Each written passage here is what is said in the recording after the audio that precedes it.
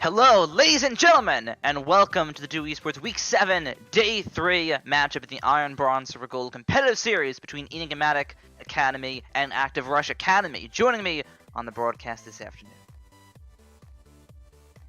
is me, Vanish. What's up, everybody? How are you doing, Vanish? Pretty good. That was a pretty spicy in-house we just did there. Unfortunately, it was cut a little short because of the list, but it was fun, and now we're ready for hopefully some more fun with these games today. Yeah, definitely. Yourself being the coach of All Online, the current first-place team in the Bronze, Silver, Gold competitive series, how do you feel about these two teams duking it out right now? I believe 5th versus 6th. Yeah, I don't know too much because ARA actually had like another swap from the most part, it looks like. So kind of a dark horse coming in here to these games. So I don't know. It's kind of hard to guess, you know? Okay, yeah. I mean, EGA have looked a lot better in their games recently. They've picked up a new mid laner, You Know Me, in mid lane, put on quite the showing against KWB earlier on Thursday. Yeah, was he the one that played that like super disgusting Cassiopeia game? Oh, yes, he was. Yeah, that was honestly probably one of the cleanest Cassiopeias I've seen this season. Yeah, some really good stuff to come through out of EGA. Hopefully they can replicate that success in the matchup against Active Rush Academy. The first time these two teams faced off, it was actually in favor of Active Rush Academy. So if we're looking at the head-to-head between these two teams, ARA already have something over EGA. Yeah, definitely can't wait. Like I said, it is kind of a dark horse with the kind of a few swaps from ARA. So I am hoping that we definitely have a very spicy game here. Yeah, we're about to get launched into the pick ban. Are there any bans that you foretell to be seen? I mean, one of them has a champion in their name, so maybe the Zyra ban. If I don't see a Cassiopeia ban, I will be extremely surprised. Okay, so Zyra on the side for EGA's ban list, and Cassiopeia a ban away from You Know Me. Yeah, I know Soulforged plays Scion. I'm not sure about Redbird, so might see a picker ban there regarding him. Could be something to keep our eyes on here. As you said, Active Rush Academy have a bit of a newer roster here. OSO and ZS for Zyra, still familiar faces in this bottom lane, but Fallen Perfect in the mid lane. Clarkna in the jungle and Redbird are all brand new players. So very much very fresh on the side for Active Rush Academy. Yeah, I'm hoping that they keep with the whole fresh brand too. They come into this with, you know, new eyes, glistening, ready to show up. And if they could take down EGA, it would be quite the statement from this new roster. Definitely the case here, and it would absolutely help Active Rush Academy and their playoff chances. A 7th win on the board would do wonders for this team. But if you're on the side of Enigmatic Academy, you're looking at potentially an 8th win and something to maybe get you guys into the top 4. Yeah, both teams are still a contender for playoffs, obviously, so they definitely do not want to be slacking. Hopefully, they've all done their homework pretty well. We have a great draft phase here. I'm pretty sure none of them lost bans, correct? No, I don't believe either team has lost bans, so we're seeing the full set in this one. Okay, good. So no AFK in Champion Select, so that's definitely a plus. Yeah, indeed so.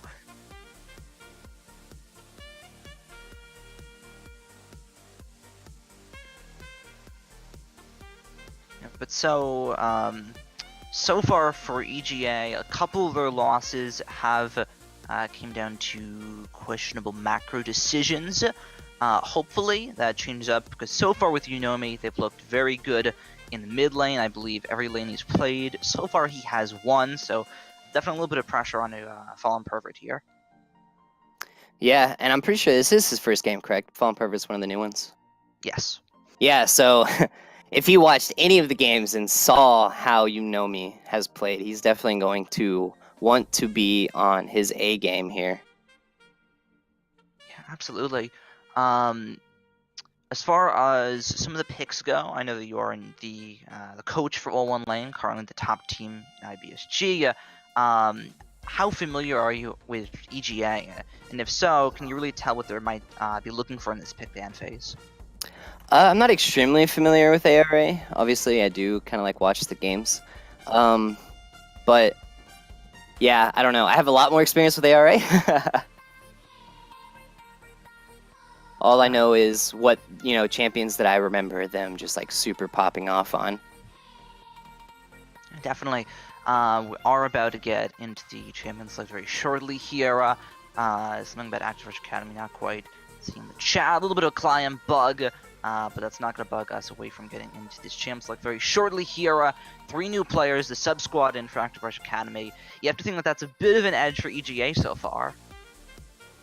Yeah, I would say so, but I bet they would have practicing with this roster almost the entire week if I had to guess. So hopefully they have that synergy there to be able to fight against this EGA squad that has had plenty of experience together.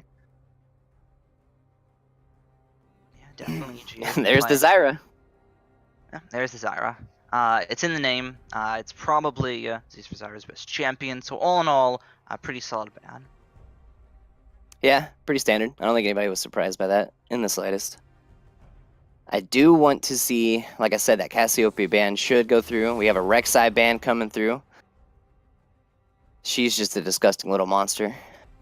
Yeah, Rek'Sai, one of the strongest junglers in the game right now. Absolute monster of an early game jungler, but to get her team ahead very early on. Does ludicrous amounts of damage as you start getting some items too. So I actually have a question. I had an argument with somebody. Is Rek'Sai's ult still dodgeable? You cannot dodge it. That's Not what I at thought. all. And that's what I said. And they were like, no, they fixed that. And I was like, there's no way. I'm pretty sure it's still undodgeable. You cannot dodge it. You can't flash it. You can't... even if visually you're quote-unquote dodging it, you're still going to get hit by the damage. So there's really no escape from the Rek'Sai ultimate. That damage is going to fly out to you. And whenever it does fly to you, just best off to save your summoner spells for after the damage hits. It's always good to know I'm right. Looks like we got a Talon ban. I guess Fallen Pervert does play some Talon. Got a Yasuo ban on the side of ARA. Not sure who plays Yasuo on EGA. Do you know who that is? I believe he does go in a lot of lanes. Ban away from You Know Me. It's not something that Terran or Soulforge have ever really touched. Okay. Riven ban. Think that's the jungle Riven that's rising in priority, or maybe Redbird plays that in top lane? Definitely could be the jungle Riven. We've seen a little bit more down here in IBSG. It is something we've seen, and probably is just taking away from the jungle. Okay. Turan, I do remember that. He does play some Vayne, so that's smart to ban that out from him.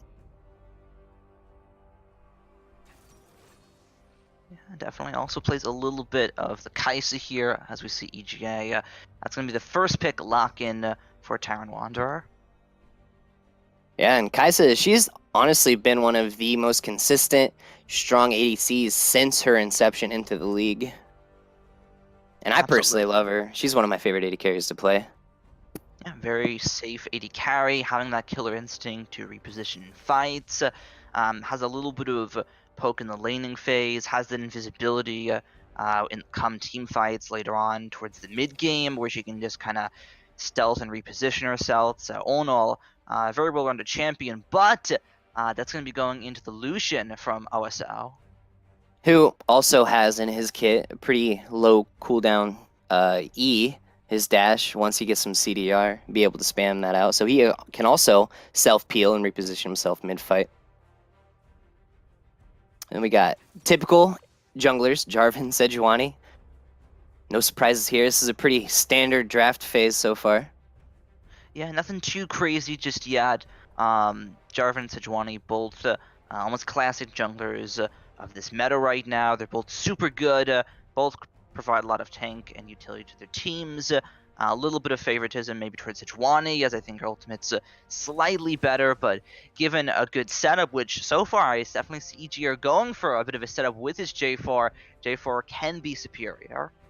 Yeah, like you said, Sejuani, I do give a slight favor to her, but compare Sejuani to Jarvan and Galio together, oh man, that's such a wombo combo. Yeah, definitely. There's so many mid laners that work out with the Jarvan Galio as well. That just AoE bounce house team fighting style that EGA are looking to hear so far. What do we think we might see banned? So it'll probably ARA does not know where this Galio is going, right? Because it's such a flex pick that's super smart to pick it phase 1. They don't know if it's mid, top, or support.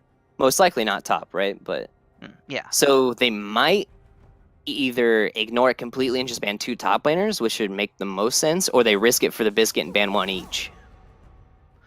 Could, and so far we have the Fiora ban away from Soulforge. It's been something that he's been playing here and there in IBSG and with some decent success on.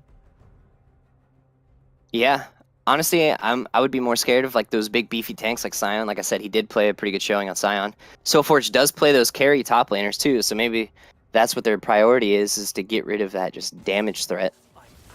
Yeah, definitely. As you said, Activision Academy here could risk it for the biscuit, go 1-1 on the board. We'll see what they do, but I'm pretty firm in that being a Galio support. I don't, from what we've seen out of Unomi so far, it doesn't, Galio doesn't seem like one of his champions. Yeah, I mean, can't be too surprised though. A lot of people that usually play those assassins have been starting to pick up that Galio. Not necessarily in the IBGS, ISB, whatever. You know what I mean. Bit of a tongue twister. Yeah. I just gotta be like, okay, iron, bronze, silver, gold. Got it. Anyway, we have the Yorick ban. So, yep, they did go the safe way and just ban out 2 top laners. Safe and sorry for Activision Academy taking away some of Soulforge picks. Now OSO is looking at something here. Yeah, and EGA banned Ornn, so they just did not want to see Ornn. I don't know who played Ornn that had like an absolutely monstrous showing. One of the best Ornn shows I've seen in a long time. Sounds like a breakfast time. Yeah, maybe. But they got the Gangplank. Okay. That one's definitely good. Definitely a little bit of a risk you pick up in this top lane for, I presume, Redbird Inc. I've seen GP mid. Unlikely, but it's still a possibility. Yeah, and it's kind of ballsy just like blind picking it, but I guess they had more priority to counter Unomi, wanting to know who he's playing. And there's the Cassiopeia. Yeah, as you mentioned earlier in the draft, would be a little surprised if we didn't see a Cassiopeia ban, and it does look like Unomi's able to play it again. If he has even half of a showing as he did last time, it's still going to be a high contender. Just absolutely monstrous thing to have to deal with there. Yeah, The way definitely. he positions his miasma is actually really good. And, you know, that counters Sejuani's engage, counters Lucian's self-peel, and Thresh's engage too. So they have a lot of options to play around this Cassiopeia. Yeah, definitely. Looks like they are gonna hover a counter pick Echo here. That would be very interesting if we see that matchup. Yeah, I wouldn't call that a counter matchup. It is definitely slightly in the favor of Echo early, but that's like only depends on how Cassiopeia plays. Like she can poke down the melee Echo, right? But he does still have like a damage edge on her. But once she gets that 6, it's super hard for Echo to be able to play around her because he's a very run at you champion. And Yeah, Cassiopeia loves fighting against those. that she does. But all in all, Echo pickup, not something we see at all really. In general. So I'm very excited to see how Echo pick works out for Fallen Pervert. Echo's a really strong and surprisingly tanky champion. With that Chrono Shift, just being able to store himself back up to full HP and reposition himself. So, all in all, a very exciting draft on the side here from Activision Academy. Let's start up in this top lane matchup, though. We have Swain, which we didn't touch too much on, versus the Gangplank coming out of Redbird Eric in the top lane. How do you feel about that one? Well, we all know Gangplank's, weak early because he's all about that powerhouse late game, so he just wants to farm up. So I think Swain has the edge in the lane. But if we can get to that late game phase where those Gangplank barrels can just one-shot that Kaisa and almost kill that beefy-ish Cassiopeia, then that's when we're going to start seeing a shift towards the Gangplank side. All right, so a bit of an early lead on EGA's end. Let's skip the junglers super quickly because they're relatively their own discussion topic. Let's go down to the mid lane super quickly. I know we already touched on it a little bit, but let's go over it again. Cassiopeia versus Echo. How does that matchup fare? Yeah, as I previously mentioned, it's kind of a skill matchup because, Cass can poke Echo, as I said. But It is just how everybody plays their footwork. If Cassiopeia's able to dodge like the double echo Q to stop him from getting his like super quick trade so he can get that movement speed buff and just get out there before Cass does return trading, if she could dodge that, she'll win this matchup. If she doesn't, Echo's going to have the edge. Yeah, definitely. Something for us to keep our eye on for sure. Now let's head down towards this bottom lane matchup here. Kai'Sa Galio versus Lucian and Thresh. Also, worth noting that Lucian has cleanse. Yeah, they're opting to go no heal. So I want to see some early trades from Kai'Sa Galio, but you cannot discredit Thresh. Thresh's level 2 is kind of nasty. Like his engage is really good. And Lucian with PTA easily able to proc that and his passive in that level 2, get that Q or that auto Q, E, auto, just is a big chunk out of nowhere. So it's going to be on how Galio can sell or can peel for his Kai'Sa on how this level 2 will go. Yeah, definitely. Bit of a spiciness in this bottom lane here. Lucian with the cleanse does indeed help him against Galio's crowd control, but I think cleanse is a little overkill here. Seeing how at the end of the day we look at cleansable CC that OSO can go for. Yes, he has the Galio taunt. Nothing really out of Kai'Sa. There's the Cassiopeia ultimate. Can't cleanse anything from J4, and maybe some of the displacement from Swain. But do you really think you agree with that cleanse? No, absolutely not. This Lucian running cleanse is basically him saying he's not confident enough in his positioning to not get caught by the Cassar, by the Galio W, by the Swain, what is it, his Q, the little root thing. Mm-hmm. They're all short ranged. Lucian has that dash. He has options to stay out of that stuff. So that's basically him saying that he either wants to be super aggressive or he's not confident in this matchup. Very interesting stuff out of Active Cam. You'll see how it works out for them. And let's now touch on the junglers, seeing we skipped over them. Jarvan versus Sejuani. As a jungle matchup, how does that go down? And where are both junglers looking to gang? So Jarvan has the slight edge early simply because he can clear faster with his Standard of Demacia giving him attack speed and his allies attack speed. So that first buff obviously wants to go with his bot lane to get that buff super quick. He usually has contention on Scuttle Crab early because he could fight Sejuani with his passive. So I want to see him do like a quick level 2 gank mid to help set up his Cassiopeia for success because it is such a close matchup. And Yunomi has proven to be kind of like a carry for the team already. So you get him ahead early, and that'd be super great. And Jarvan's level 2 gank is also really, really good. Sedge, she needs level 3 to gank, period. So she's just going to be farming.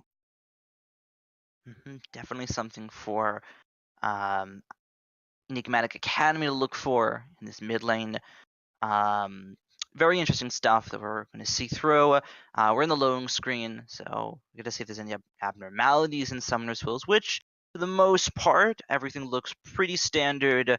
No press the attack or Predator Sejuani's this time around. Yeah, no troll sedges. It's pretty normal. We do have Grasp the Undying from Swain. That's pretty standard against melees. Although it is kind of gangplank, he does sort of farm with his Q, but early on he should be able to stack that Grasp the Undying pretty well before gangplank and get the CDR to just spam Q all game. Yeah, definitely a little bit of an advantage that the Swain has into this matchup. As far as team comps between both of these teams go, we have this massive AoE on the side of EGA. A little bit more single target damage from Active Rush Academy. Who do you think is better? Yeah, honestly, I have to favor that EGA Wombo combo extraordinaire comp that they have drafted for us here. I think that they have the edge, but if this is one of those games where it like goes 40 minutes or something crazy like that, we've all seen Echo one-shot people. We've all seen Gangplank one-shot people. Lucian, he's one of those like bruiser ADCs that just do damage out of nowhere for no reason, you know? Yeah.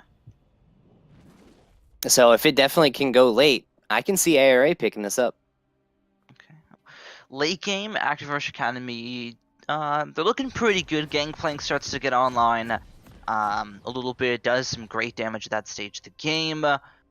Lucian, I do believe, gets outskilled by the Kai'Sa here. And mid lane, a bit of a toss-up, but Cassiopeia's late game is also very scary.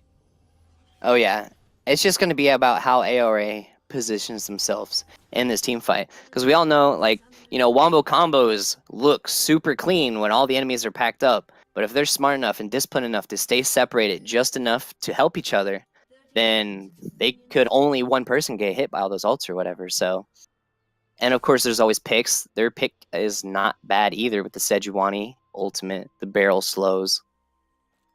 Yeah, definitely have some good stuff going for them. We'll see how they play it in this matchup here. Pretty important game here for these two teams. Kind of a preview of playoffs as well, with where we are in the season right now and where these teams are in the standings. Yeah, definitely they need to bring out the best of the best in this game to prove that they can be a contender with the top teams to go into playoffs, maybe even do some like reverse the dream sort of thing. Oh, that was a greedy ward there. Oh, very greedy. Zara doesn't go for the hook though. Irish Tide just takes a little bit of damage from the Ardent Blaze. Yeah, he's lucky he didn't get punished there. Normally, Sedge would have started blue with their bot lane, but I guess she just wanted to opt for the red start. But if they were there, that would have been scary. Yeah, a little interesting. I kind of questioned this early on from Academy. They have their jungler starting top, and they don't go for that tri-bush early on. Assault, a little bit of an advantage, maybe passed up on. Yeah, absolutely. I feel like we said, it is an important game for both teams, so I think maybe they're just like trying to play it safe early on. Maybe the jitters a little bit are going on here. Yeah, possibly. The case here definitely would be supported by the fact that we have a cleanse on our Lucian. Not something you see every day. Yeah, cleanse ADCs has been a thing for a while here. And they do lose that heal advantage, so... Definitely going to give EGA a little bit of an advantage in this bottom lane. Still very early on, though. Lucian should be able to outdamage the Kai'Sa. Just having that burst damage with that Relentless Pursuit and Piercing Light combo does so much damage if you weave your autos incorrectly. Yeah, in early game, Kai'Sa's really awkward trying to use her E in a fight with no attack speed. It's almost like you're AFKing when you're just like running at them, you know what I mean? So they definitely have the advantage before she can get the attack speed enough to contend with it. Yeah, definitely, especially if we're looking at a fight in the minions. That does mess up the ability from Kai'Sa on her Q a little bit as it ends up split focusing. Yeah, and it just doesn't do that much damage when there are minions in the way. But if it's like a solo Q, oh man, that stuff does so much damage. Oh, absolutely. It definitely about how you position yourself as the Kai'Sa, how much of those Q missiles you're able to get off. Yeah, it looks like we got an early push in here from Swain. It's pretty expected. He is early game gangplank. It's really rough to farm with. Yeah. Gonna strike a little bit getting this farm under turret. So far, so good. Pretty even in this bottom lane. Sejuani also hitting level 3 for Clark Knight. He might look to make some early moves here, but as with Sejuani's do, Sejuani's enjoy that power farm until 6. Yeah, and I'm surprised that Jarvan's just matching her. Like I said, his level 2 is super strong.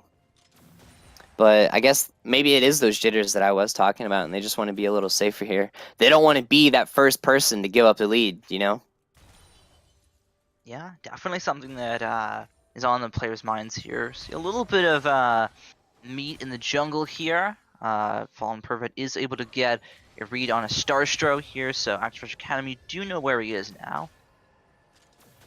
Yeah, and they immediately got really nice wards on the river as dragons starting to spawn on the side of ARA.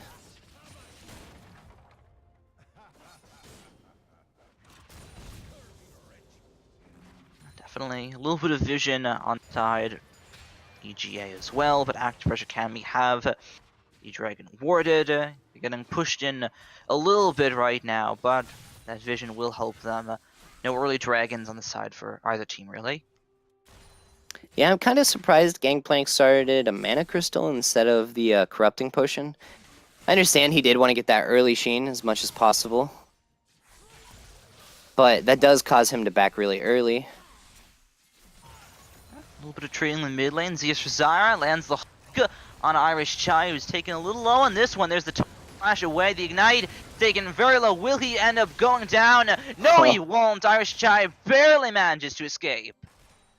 He actually only lived there because Clark Knight took the Thresh Lantern instead of autoing the Galio. Because he did stun the Galio, and all he had to do was auto it for the extra damage, but he took the Lantern. I think he auto-attack canceled for it. Very lucky on the side for Irish Chai. First Blood not giving up in this bottom lane. Yeah, if I was him, I would be like, whew! Oh, dodged a bullet there, boys. Dodge the bullet indeed. Only ends up using the flash to escape. Heal also down on the Kaisa. But the summoners are equalized. For Zyra, neither summoner up or down for this Thrash. Yeah, up in this top lane, Gangplank's actually starting to get an advantage because Soulforge has yet to recall. He is still up in CS, but as you're seeing, he's missing a lot of the wave. He's just now starting to manage it. Oh, there's the Gangplank going on Soulforge, chicken so low. Oh, he is greeting. Redbird might just go for this. There's the Swain ult. He gets popped like a balloon, and Redbird comes up with First Blood. I'm honestly surprised Soulforge didn't just like run as fast as he could away. I guess he just didn't think Gangplank was gonna flash for it. I don't know, but he died for it. Died for his sins. Greedy. And as indeed I'm dying for his sins here. Soulforge ends up giving First Blood, and you're talking about that CS advantage he had earlier on in this matchup. Well, it's a little neutralized by the kill.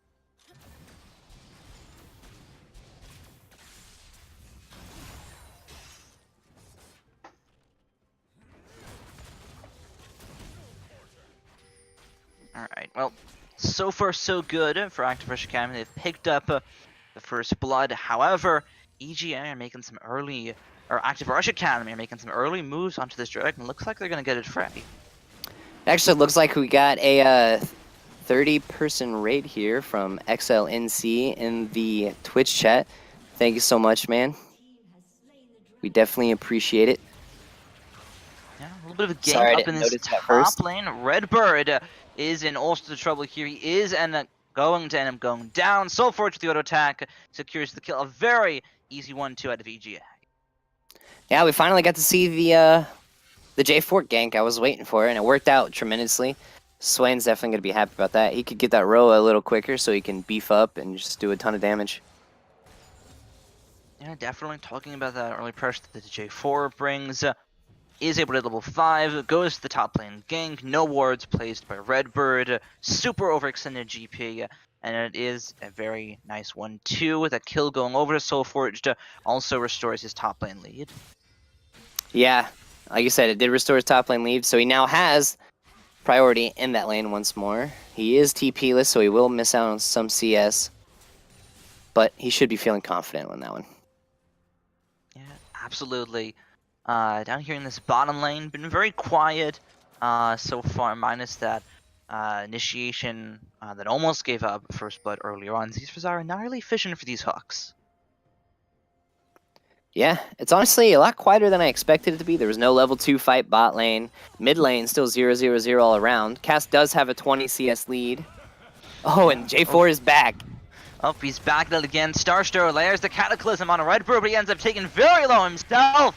Redbird trying to turn this one out and may not be able to do so now. And the bottom lane, Terror Hunter will go down. Back up top lane, GP will fall. Now Zeus for Zyra might just be the next victim on the board here. Irish Chai, the Jester's Punch will not be able to land. OSO with some good damage so far. Dodges out on the taunt. There's the Relentless Pursuit combo. And Active Rush Academy coming on top in the bottom lane.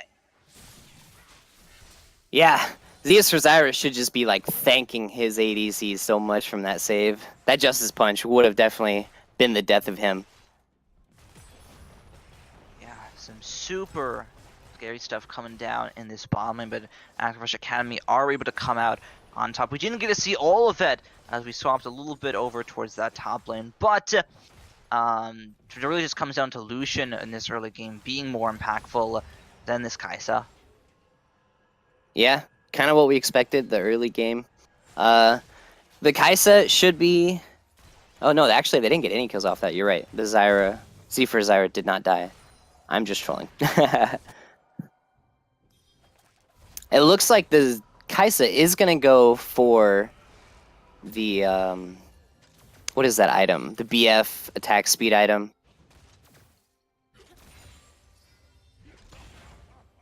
It's eluding me right now. I can't remember. Hey, it's eluding me too, unfortunately. Yeah, that item. Yeah, The item. Right now... Stormrazor. There we go. Yeah, Stormrazor. There we go. That's the word. Enigmatic Academy going for this Rift Herald right now. Very early on. I don't know how I feel about this one. Swordforge taken so low.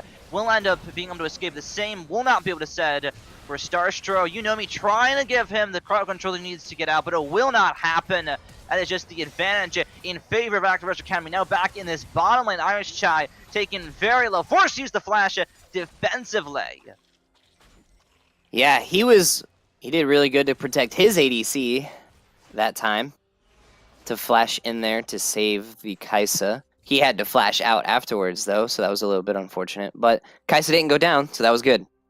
Yeah, some scary stuff again in this bottom lane. But, boy, why? And, you know, I understand the teams also understand the Rift Herald is a great objective to secure. It's great for your team. It can get you 2 turrets, but the later in the game that you can secure the Rift Herald, almost the better, because we've seen a couple times here in IBSG and even here and there in GP where you cannot go for an early Rift Herald. You don't have the items to run through it with damage. You don't really have the tank stats to survive and engage if someone ends up popping up like that. And generally speaking, the super early Rift Herald's never going your favor. Yeah, the early Rift Heralds are almost never rewarding. Like, literally right now, the only turret they could feasibly get is top lane because it only has 3 plates left. So... Yeah. A little bit of spooky stuff. Actually, well, while we're auto with top lane, Redbird are taken pretty low from that one. Will end up flashing out of the Cataclysm there. A little bit of spooky stuff. Yeah, that was definitely scary for Gangplank, and it looks like it's about to be scary for Cassiopeia. A little bit of a couple overextensions here on the side of EGA. As you mentioned, they may not be able to get that top tower, but they're definitely going to try. Might just bite back at them here. Echo up in this top lane, looking for Soul Forged on this one. Lands the slow, doing some good work here, but Sejuani will not follow up with the ultimate. Yeah, before that fight popped off, I was going to mention if they did put it top, most likely the Sedge is going to be around to stop it, and they won't get anything out of it. Absolutely, that's exactly what happened. Mid lane, Cassiopeia looking for some moves on a Gangplank. Redbird not able to turn it around, and that is an easy one too in the mid lane. Yeah, sending the late game Gangplank. Yeah. Before I even go more, we're gonna see a dead Cassiopeia. Just die for it. A little bit of an overextension. Unlucky on that end. But yeah, I was gonna mention it was kind of weird they put the late game Gangplank against the Cassiopeia. Definitely some interesting stuff to come through. Redbird not exactly liking that matchup. Does die in the 1v1. But fortunately for Activision Academy, they are able to get a kill back on a little bit of an overextension. Yeah, questionable lane swap from ARA, but they must have some insider knowledge as to why they want to do it. Maybe they want to have the Gangplank closer to Dragon. Not sure, because Echo doesn't have TP, but who knows? Yeah, so far, not the best performance out of this Gangplank. He's repping all of his team's deaths, which not exactly optimal, but the rest of his team is doing very well. Yeah, for sure. And I want to see EGA abuse this side of the map, the bot side of the map, because, like I said, Echo's top with no TP. Swain doesn't have his TP up right now, so it would be a 4v4. But if he makes that roam down early after he clears like a wave or so, they could easily have a 5v4 this dragon, win, keep their lead. Now they have a Earth Drake on the board, and they'll be looking solid when they start leaving this laning phase. Yeah, definitely. Good stuff so far. Yeah, and they're actually going to send the Gangplank to manage the Cassiopeia. This didn't work for them last time. Certainly Redbird is going to look to play this one a little bit more carefully, though. Yep, and it actually looks like we got the on the way ping towards the dragon. So maybe EGA will actually be doing as I was saying. Yeah, Someone's stream sniping, I swear. Someone's stream sniping for sure, but it's working out for them. This dragon will be able to get secured nicely on the side of EGA. The first one for themselves, and a mountain at that. Pretty good stuff. Fallen Pervert looking for some moves on a Soul Forged here. He's not the healthiest right now, and as far as HP goes, uses the Chrono Shift defensively.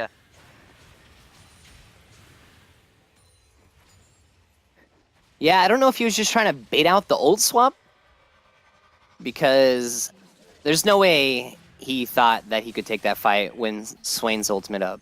So I'm assuming he was just going for the ult swap to stem the flow of this tower going down, but Yeah. not going to change a thing. It went down. Not going to change a thing at all. Indeed, Soulforge still able to pick up the turret very nicely.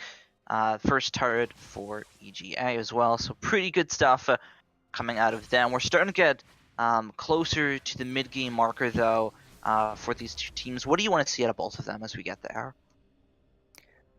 So I want to see, on the side of ARA, I want them to set up to get Gangplank stronger faster. Obviously, that's the important factor for their team, is how fast can they get this Gangplank to pop off to nuke down the Cassiopeia, which we all know is going to be a damage threat, especially since Yunomi is such a good Cassiopeia player. But on the side of EGA, they can also abuse that and be like, okay, we just play around our mid laner as well. And set him up with the Galio, the Jarvan initiation, Swain multiple man roots if everybody is in the Jarvan Cataclysm, and then Cassiopeia could just destroy everybody. Alright, well, so we're looking at a little bit of team fighting action on the side for EGA. Yunomi has that blue buff now, so we'll be able to just freely spam his Twin Fangs on this Cassiopeia. Back up in this top lane matchup, Soulforge getting some good damage onto him from both Echo and Gangplank. There's the stopwatch, but it save him here. The flash doesn't matter at all. Fallen Pervert able to pick up that kill for himself. Yeah, it was definitely good calling on the GP ult to help him there. I feel like that helped out a lot, and I guess he had tabs on Swain's ultimate that time, because it was down, it was on CD, and he easily had that fight. Yeah, very nice stuff coming out from the Echo and Gangplank, knowing that their cooldowns are up and that the enemy's cooldowns are down, punishing Soulforge on an overextension. I really do hope that after this game, Fallen Pervert re-watches it and knows that he didn't even have to burn Flash there, but he E'd backward instead of forward. And then had to answer with the flash back to get... Oh, Yunomi dodges the hook. Does he get out too? No way, he does! The call gonna get canceled, but OSO! And hot diggity damn, Cassiopeia slithers out of that one just barely. Yeah, she definitely had her blue suede shoes on that fight. She was dodging everything. It's like Jensen smurfing in this game. Goodness gracious, that should have been 100% the kill for Activision Academy, but Yunomi able to get out of that one. The turret's going to get sieged on the side of EGA, but they'll be able to easily defend it. That was an impressive play by Cassiopeia. You don't see that very often in the IBSG series. No, you don't. Got it right that time, though. So that's what counts. Yeah, a really nice play from Yunomi. Able to dodge everything, essentially, and escape that one barely. Doesn't end up giving any gold over as a result. So, very nice stuff. Also sitting at 10 CS a minute on this Cassiopeia. 191 19 minutes in. Yeah, he is farming tremendously well. A nice CS lead on even the second highest CS in the game. So he's definitely going to be strong super fast. Absolutely. Might even be able to take OSO on in this mid lane. Must be careful on the Lucian. Cassiopeia is going to get very gross as this game goes on. So I didn't mention it before, but one of my favorite combos in this game right now is Galio Cassiopeia. And do you know why? Why? The Galio taunt forces the champion to face Galio. So if Cassiopeia is behind Galio, she gets her ult for free. Ooh, nice. Sounds pretty cool. Also looks pretty cool as this top lane right now, but it doesn't look like they're going to go back at it. So ultimates very loosely exchanged between the two.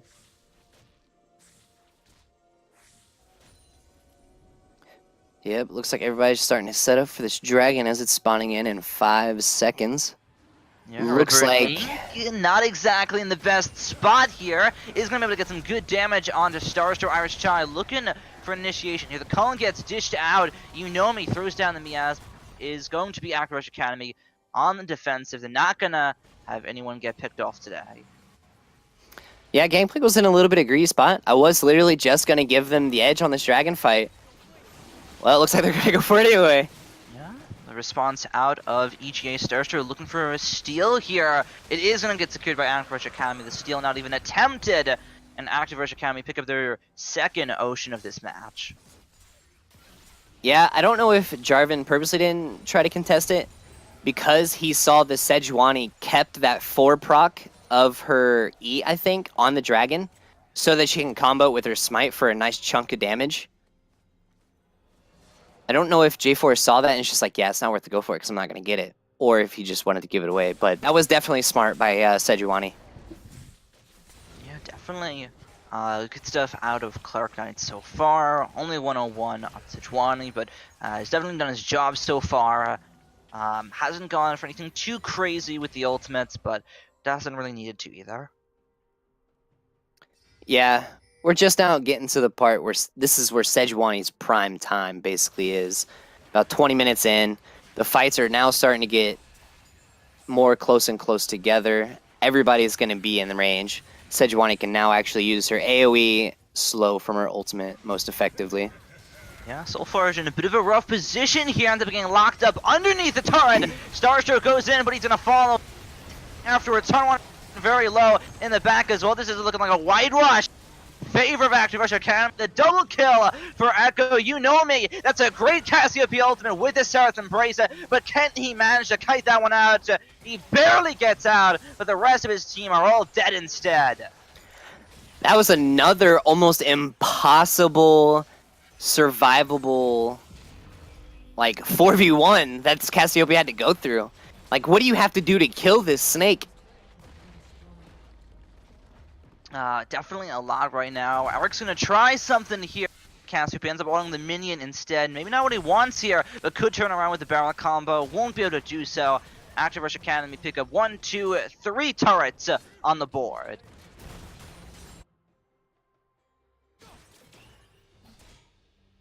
That's just absolutely crazy. The score looks super dire for EGA, but you just have to give kudos to Yunomi playing like a monster. Yeah, playing really good so for us. His team, not so much. Active Rush Academy had a great pick under the turret, a little bit of an overextension, and definitely an overcommitment on the side of EGA. Soul gets picked, okay. Very unfortunate. Move on. Do not initiate under the turret. That's how that goes from bad to worse. Yeah, and it was kind of good that Thresh got the hook onto Swain to force him into that turret, which led to a Sejuani ult, which just let him die because the turret was just destroying his HP. So that was definitely a good abuse on the side of Z for Zyra. Yeah, absolutely some good stuff out of these teams so far. But yeah, Yunomi definitely has some back aches right now. He's got quite a lot to carry on the side of EGA. He's a 5,000, 6,000 gold disadvantage looking at him, and Fallen Pervert, maybe that's not exactly where you want to be in the mid lane, forced to blow the flash. Yeah, he wanted to get us to stop talking about the Cassiopeia, so he thought he could 1v1 her, but Cassiopeia's team was right behind him. Yeah, definitely. Right now, Fallen Pervert will end up distracting the rest of EGA. That's a very easy Baron Nashor take on the side for Active Rush Academy. Not really a response out of EGA. It's going down slowly, so they might be able to get something. Yeah, they don't even know what's happening. Honestly, they're not expecting in the slightest. Oh, now they know. Oh boy, they just got things Soulforge in a bit of a rough position here. End up using the stopwatch, but is it going to be enough to keep him alive in this? No, it isn't! He will end up going down. His team gets the Vision and the Baron Pit, but that's still another advantage in one of these lanes for Active Rush Academy. Yeah, Gangplank's starting to get strong. He has Yumu's and Triforce. And now he knows he can 1v1 the Swain, so now he's going to be playing that side lane. And I'm pretty sure Cass is the only one that can fight him anymore. She needs to really down there to answer that. Yeah, but at the same time, there's the Baron Asher getting focused down on the side of Akfresh Academy.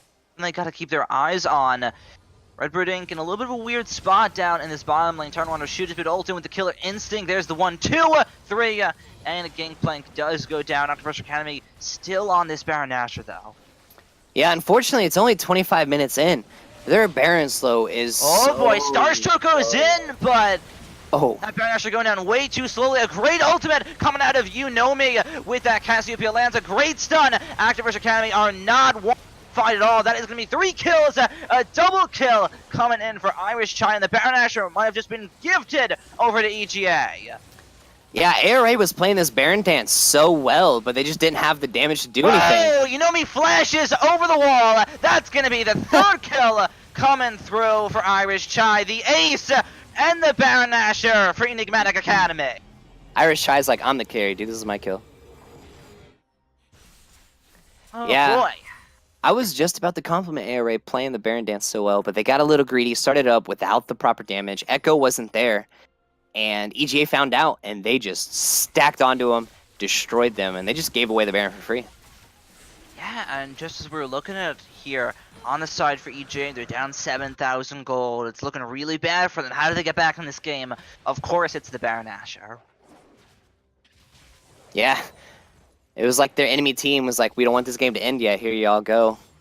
It was kind of unlucky that the Galio got all the kills that Cassiopeia pretty much had to her name by right. But Galio wanted it. Yeah, definitely. Really good stuff out of EGA, though. A little maybe unfortunate, we could label it as the Galio picks up most of the kills. But what matters right now is that EGA did indeed come out in that team fight win. Yeah, and they stemmed the gold deficit quite a bit. And now down about 2k. Easily manageable at this point, almost 30 minutes in.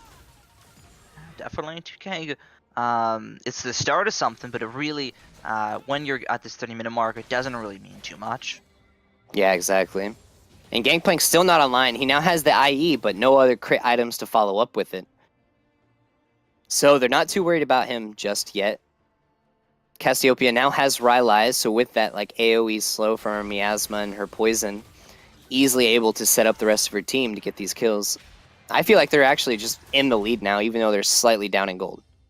Yeah, well, they definitely have the tempo advantage now, pushing down on towards this mid lane. Response out of Akfresh Academy, very sloppy. Von Pervert, a little too far forward, taking 75% of his HP gone just from 3 Cassiopeia Twin Fangs. Yeah, how do you counterplay that? You know what I mean? Like, does Echo want to get the, what is it called? Abyssal, no, not Abyssal Mask. Get any magic I don't play tank. Adaptive Helm? The Adaptive. one that yeah, Adaptive. Yeah, gives magic resistance. Yeah, maybe. He's got some good damage under his belt. Right now he's got the Proto Belt and the Lich Bane, so far so good. Has that stopwatch acquired, so may end up going for a potential Zhonya's Hourglass. That's not MR. Yeah, it wasn't Adaptive Helm. Oh yeah. Was it? I don't know. Okay, I'm just gonna stop talking about it. My brain's just dead. Anyway. Well, sometimes it just be like that. Yeah. I don't play tanks enough. I don't know these things. ADCs don't build it.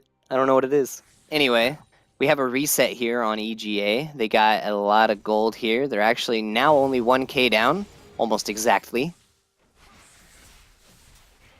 So they want to definitely back. They had some good money in their pockets. Yeah, Kaisa still doesn't have very much attack speed. She has Infinity Edge Ginshoes.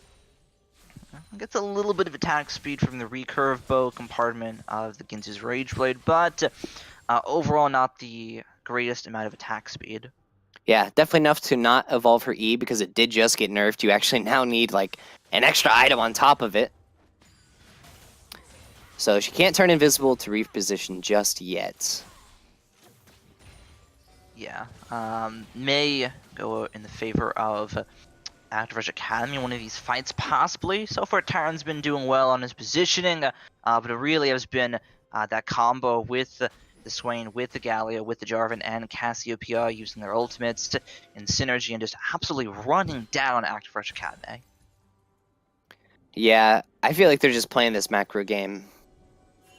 I wouldn't say like 100% better than ARA, but they are definitely a step up in their rotations and how they're executing their game plan. Looking pretty good so far, that's for sure. For EGA, have that tempo advantage in this middle lane, have Swain down in the bottom lane, that's pushing in for them. So far, pretty nice stuff. Top lane, minions are crashing into that, so Redbird will have to answer. Yeah, and it's surprising that the team that has the tempo was just like 3 kills to 10 not that long ago, and just one team fight just turned the game around on its heels. Yeah, definitely. All it takes is one good fight, or sequentially one very bad throw to turn everything on its head. Yeah, and Cass still has 10 CS a minute, by far ahead of anybody else in the entire game. Yeah, absolutely. You know me, just monstering CS in this game right now. 313 CS 31 minutes in, not something that you see every day, but very good stuff to come through. Dragon now the focus on the side of EGA. It is going to be a mountain, could be their second for him to run through even more turrets on this end, and is secured as well by Starstro. The hook not going to land out of Zeus for Zyron. That might just be a very easy disengage. You know me. Will he get hit by the Glacial Prison? There's the Galley ultimate out of Irish Chai. Used defensively. He will get the taunt onto Lucian. The Justice Punch away as well. They're just bouncing around Akbar's Academy. Taran Wanderer getting jumped on the side by Eric. He will go down to the Gangplank. Parley's a double kill for GP out of nowhere. Cassiopeia now flashing in, will answer back with a kill. Now Soulforged down in this river here. OSO taken very low. It's this Reynolds almost able to answer back with a kill onto Lucian, but Thresh goes down instead. Sejuani follow as well. EGA are on the board. That was crazy. 2v1 from Gangplank. 4v2 from Galio Cassiopeia, and then after that, those two fights spread apart, then the real team fight started, and it was just all in EGA's favor. Yeah, great play on the side from Gangplank to get his team back into this one. Gets 2 kills in the 2-for-1, but as you just said, EGA come out on top in the team fight, and this should be a very easy Baron for them. Nothing that Activision Academy can do. It's secured by Cassiopeia. Yeah, she's starting to get to that point where she just melts anybody. It doesn't even matter. Sejuani, she just doesn't have enough defensive stats to deal with it because she has the Void Staff and the Leandri's Torment. She just chunks everybody now. Yeah, definitely. And Taran Wanderer starting to get some more of that attack speed for himself here on the Kaisa. That will help him out greatly in these fights. Have to be very careful of this Cassiopeia though. That Miasma doing so much damage in that last fight. Yeah, honestly, I feel like it's one of the strongest abilities in the entire game because it stops everybody from using any movement sort of ability. Which, that's most of the game, let's be honest here. It's like League of Dashes now. Yeah, definitely so. Miasma, a great ability. Also, something that Activision Academy kind of ignored, just kind of sat in the Miasma and didn't notice it was doing damage until the most too late. It's basically a terrain stopper. It's essentially a half ring of Caitlyn traps that stops you from moving. You know me, looking for some damage onto Gangplank here as well. This is the fight going massive in favor of EGA. Starstro pops the stopwatch. Looks good on that one. And that is the double kill so far for Unomi. It's the triple kill coming through with another Twink Fang. And that is going to be a massive advantage in the favor of Enigmatic Academy. They're now looking for the middle turret. Yeah, there was just nothing to say about that fight. It was just a stomp. Cassiopeia is already level 18, super strong, and everybody just died. Gangplank got caught out. I don't know why he was positioning there all alone in his jungle with no way to escape.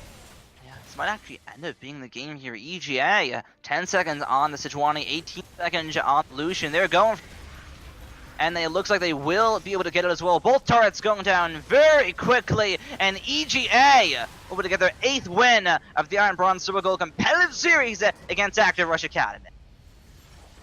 And the game actually ended 14 kills to 14 kills, but it was completely one-sided. Yeah, definitely. Definitely early on, Active Rush Academy had a great advantage on their end, but that Baron throw really turned the game in the favor of EGA. Yeah, absolutely. That Baron was definitely the turning point in the game. And it was just kind of unfortunate how it just fell apart so quickly afterwards for ARA. Just like domino pieces on the side for Active Rush Academy. They had the great early game. They had some nice tempo. They couldn't kill Unomi at all in these fights, though. Only ended up having a single death on the Cassiopeia. Ended up surviving in the 4-for-1 as well. So absolutely ridiculous stuff out of Unomi and the rest of EGA. Yeah, and that phase rush definitely helped out too, giving her that ridiculous amount of movement speed to be able to reposition. And late game, the passive where she's not allowed to buy her boots, but she does get more movement speed than boots do give you later.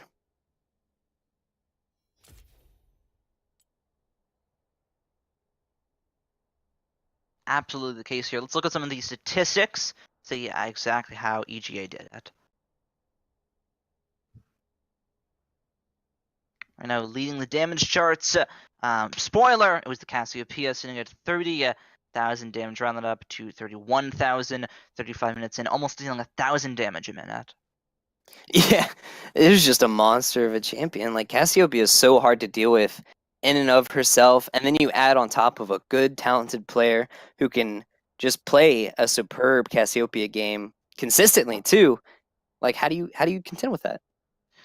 You don't. Could start by banning it out. There's Yeah, that. well, Where yeah, was the you could ban? start by banning it out. Definitely something you might want to go back to. That's not just one, but two amazing Cassiopeia games out of Unomi. Everyone else in the game now really dealing with much damage. Second highest was actually in the mid lane from Fallen Pervert, but again, 16,000 to 30,000, you're looking at almost double the damage being dealt.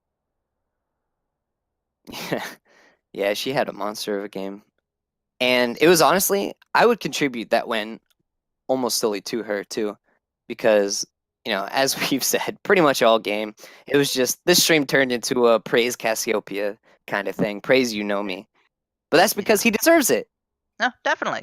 Albeit, let's look down at the division score. As that obviously plays a massive role in all the games. Fortunately, every player has indeed decided to buy one or more control wards. 3 is the minimum, so all in all, that's pretty good. Topping the division is going to be ZS Zyra on this Thresh, but not quite enough.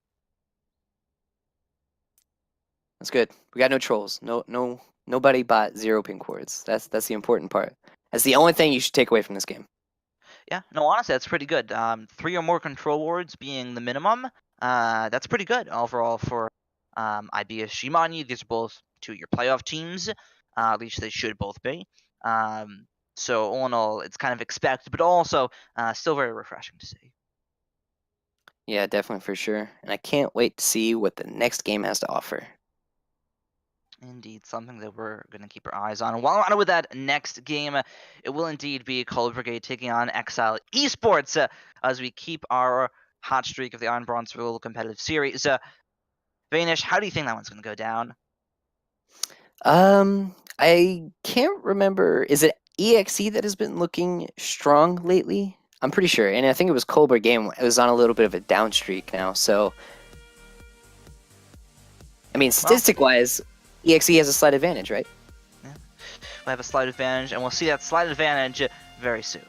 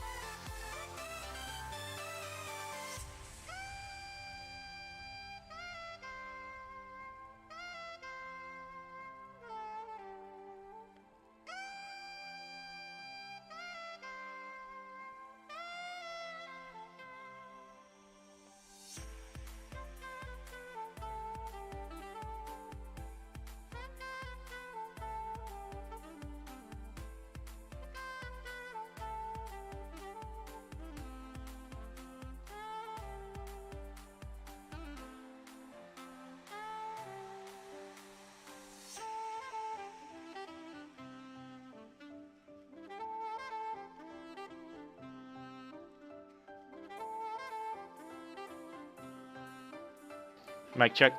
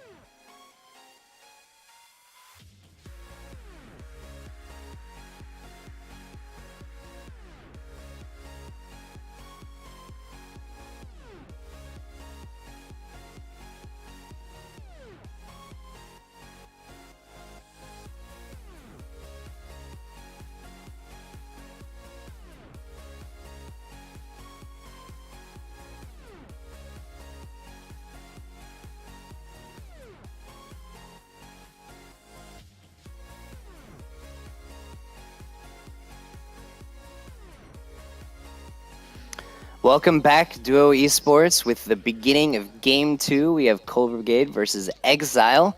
And with me today, we have the Father Warhood. Welcome, welcome. Hello, everyone. Thank you so much. That was a great last game that we just saw being played here tonight. But we have another excellent game coming up in a couple of minutes here. We have Kohler Brigade versus Exile Esports. Exile Esports really has lost a step. They were surging ahead of everyone in the Bronze, Silver, Gold competitive series until they decided to name change into Exile Esports. Now a little bit, they're stumbling just a bit, looking to regain that today.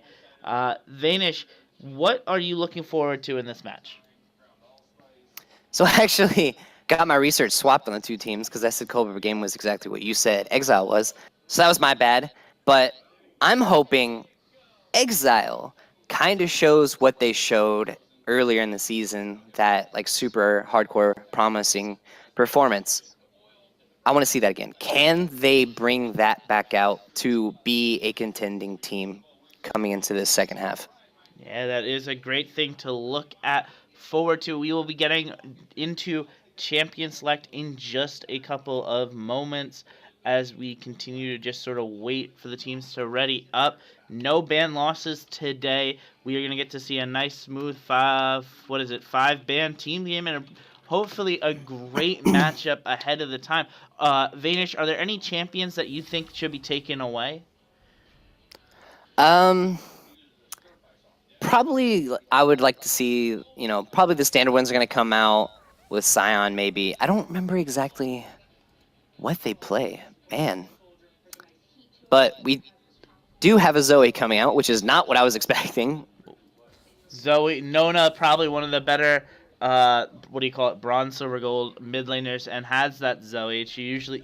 Nona is the one that usually gets, is normally the one that usually gets ban focused away here. So those are the two bans there, the Zoe and the Vladimir that he's really known for here in Duo Esports.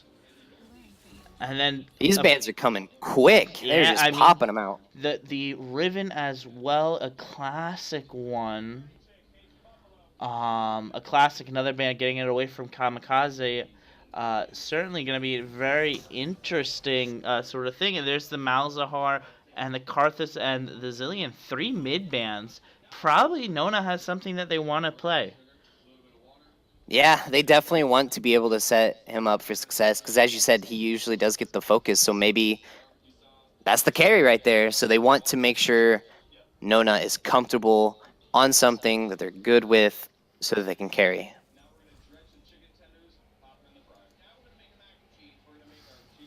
Very interesting there. And there is the Shen and the Sejuani. I think two of the, two very tanky frontlining champions there.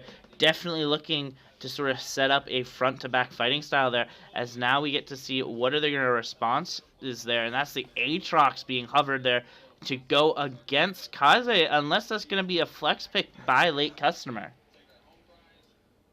Yeah, or we have been seeing, well, not necessarily in duo, but I have been seeing Aatrox jungle starting to become a thing too. So that's also a possibility. Most likely not, because like I said, we haven't seen it in duo. So, Yeah, I think but I that is saw still that. an interesting answer to the Shen Sejuani because they have such cross-map pressure. Yeah.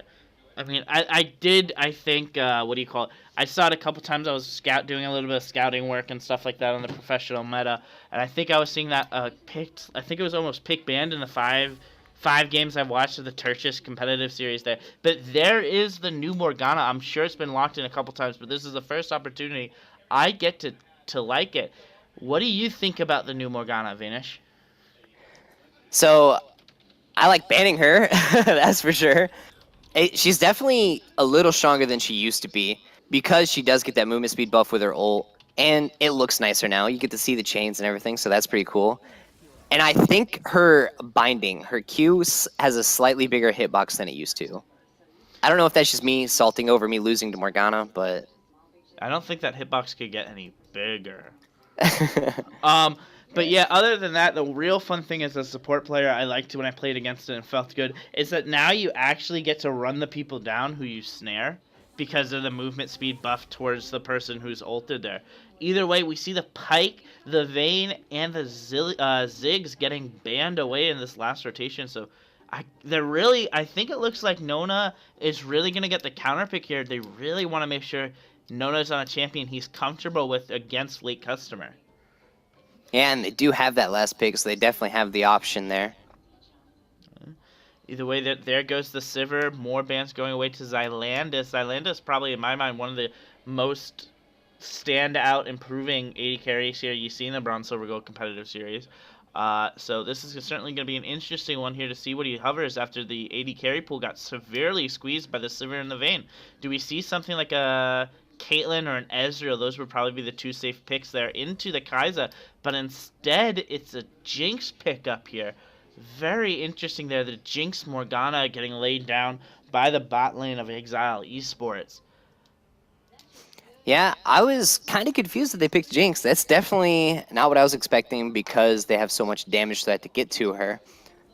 I would have liked to see Xayah, but they wanted Jinx, and Jinx does do a ton of damage, so maybe they have a way to keep her safe in that backline between the Shen, Taunt, all said Sejuani CC, Morgana, keeping her peeled and everything, so that she could diss out that disgusting DPS.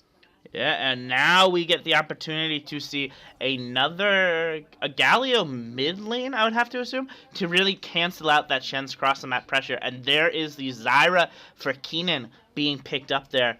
What a great... I actually really like the Zyra into Morgana matchup because the Zyra, if anything ever happens, she gets caught out of position and a binding comes her ways, can pop a plant and get that blocked for her, as well as hit the CC lock and the tons of damage that she can deal out to really cancel out Morgana's damage.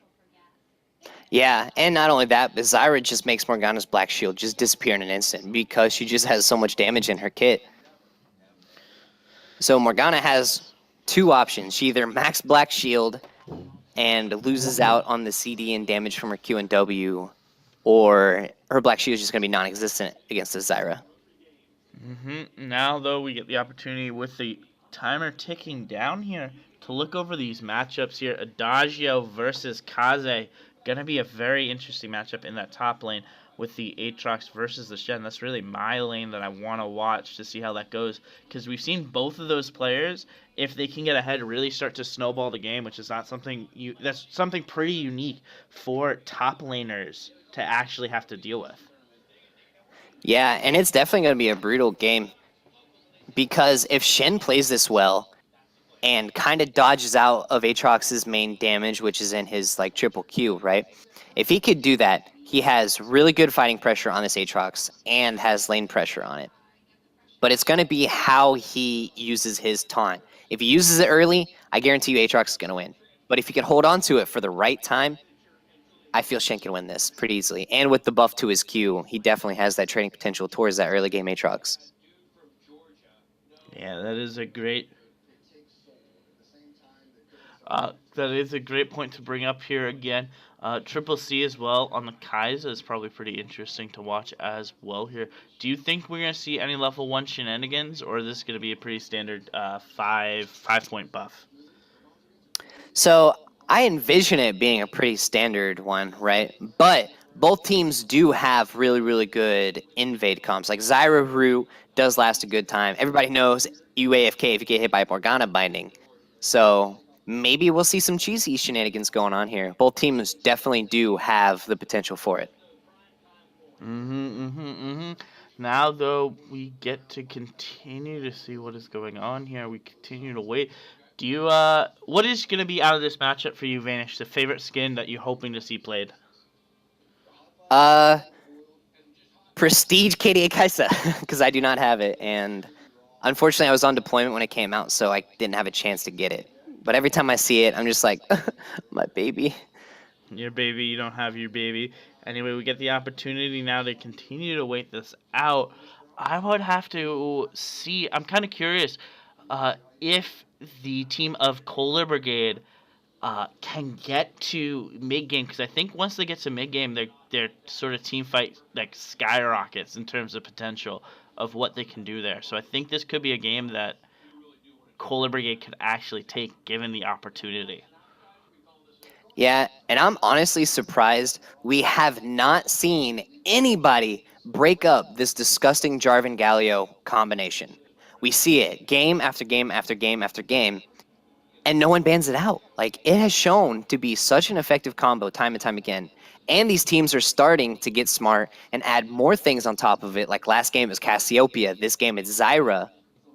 They have options of just decimating with this nasty combo, and people just don't ban it. Now, though, we get to see this follow-up here with the Zyra, as you were talking about, that sort of builds upon this. You're still going to see these full, like, old-school Season 3 Wombo combos. Like, did you play Vanish during, like, Season 3 and stuff like that? When you had, like, you know, like, Curse of the Sad Mummy Time sort of comps and stuff like that? That stuff was so much fun to play. But oh, yeah, for sure. Now, though, we get to see this. We don't get to see those comps very often in my mind. Those like super like, you know, classic wombo combos. Yeah, and especially for like if you look at the LCS, for example, it used to just be a bloodbath of AoE team fights time and time again. But now it's just standard. Usually there's pick combinations, maybe 1 or 2 AoE, but that's about it. Everything else is just split push or just pick. Yeah, that is certainly the case here. Now we get to see into this game what they're playing here. Everyone has to pay extra respects for Kaze here. Not actually even having a skin. Everyone else has a skin. That is going to be the report. Kaze, X9. I can't roll the report because, in my opinion, I think Classic Shen's one of the best Shen skins. I only own Yellow Jacket, I think, but I don't use it because I think Classic looks better. Well, it's just Yellow Jacket's just literally they press control C or something like that on the color, and then just color chrome that to like a bright yellow. Anyway, as I have looked on this, I'm looking at these mastery points. Very interesting here, and it's no surprise. Kaze only 9,000 mastery points, not having that skin there. So this is gonna be, you know, I don't know if he has another account or if he plays it in scrims and stuff, if it's good enough to bring it out. But this could be like a very rough game for them moving forward. Yeah, that definitely might be showing his inexperience on the champion. Shen's not too difficult, so I wouldn't see very much misplay on it. But to not have that like flash taunt experience could definitely be detrimental to get those long range engages from Shen. Yeah, now that we see them start to run out here, continue to wait. They're actually both teams, I guess we don't get to see the wall. Both teams now starting to run out the pings. It looks like they're going to be going to the standard 5 points here for both teams. Adagio going to the top side Actually, J4 giving up the mid lane, looking to avoid losing his blue buff. Pretty interesting here. And with showing the blue side start, I guess, I know it's pretty early, but does this give away that J4 is going to be, you know, starting blue and clearing down to try to get a little bit of pressure, kill pressure on this very immobile Jinx? Well, they don't know where anybody's at, obviously. EXE has not seen a single player yet, so they don't know exactly where J4 is starting. They just know he's not mid. And so they're either envisioning an invade's going to happen, which we as casters do know it's not going to happen, right? But they don't know that. So they're just staying at the 5 point, just wondering where it's at. And they're not even opting to put wards down quite yet either, so... Yeah, now though we get to continue to see this coming out here as we can... As this, they actually spot out late customer here, and J4 gets a little bit of, doesn't decide to put a ward down. I find that pretty surprising for walking up so aggressively here. But now the Sejuani goes to the blue buff, and because he was so late walking over, Sejuani, J4 does start to the blue side. Yeah, and EXE has now a red ward in both rivers, so they will know which Krugs he does, or I mean, which Scuttle he goes for. Yeah, sorry, but they don't have any wards. Yeah, no wards down there, and there's Gamer's first missed binding of the game there. A little bit of poke going down there. Already Nona's taken down to half health. Pretty great job there trading. As now they continue to look here, but here comes the cheese gank level 2 by J4. Kaze dodges the knockup to the Flag and Dragon, gets to walk out just with a little bit of his HP. Great job there, great flash awareness, knowing that he didn't have to burn that flash there. Just has to dodge the Flag and Drag to get away and escape, really, by just having to burn a couple mana pots to give up some CS. Yeah, he definitely played that well. But I would also attribute that to maybe J4 got a little bit hypey. He has, obviously, the pressure in the lane because he's ganking a 2v1. All he had to do was throw down the flag and then hold it, because Shen has to walk past it to get to his turret. And then you could land that EQ combo. But he got a little bit hypey, and Shen got to escape with his life for it. And now we see the horizontal jungling taking effect here.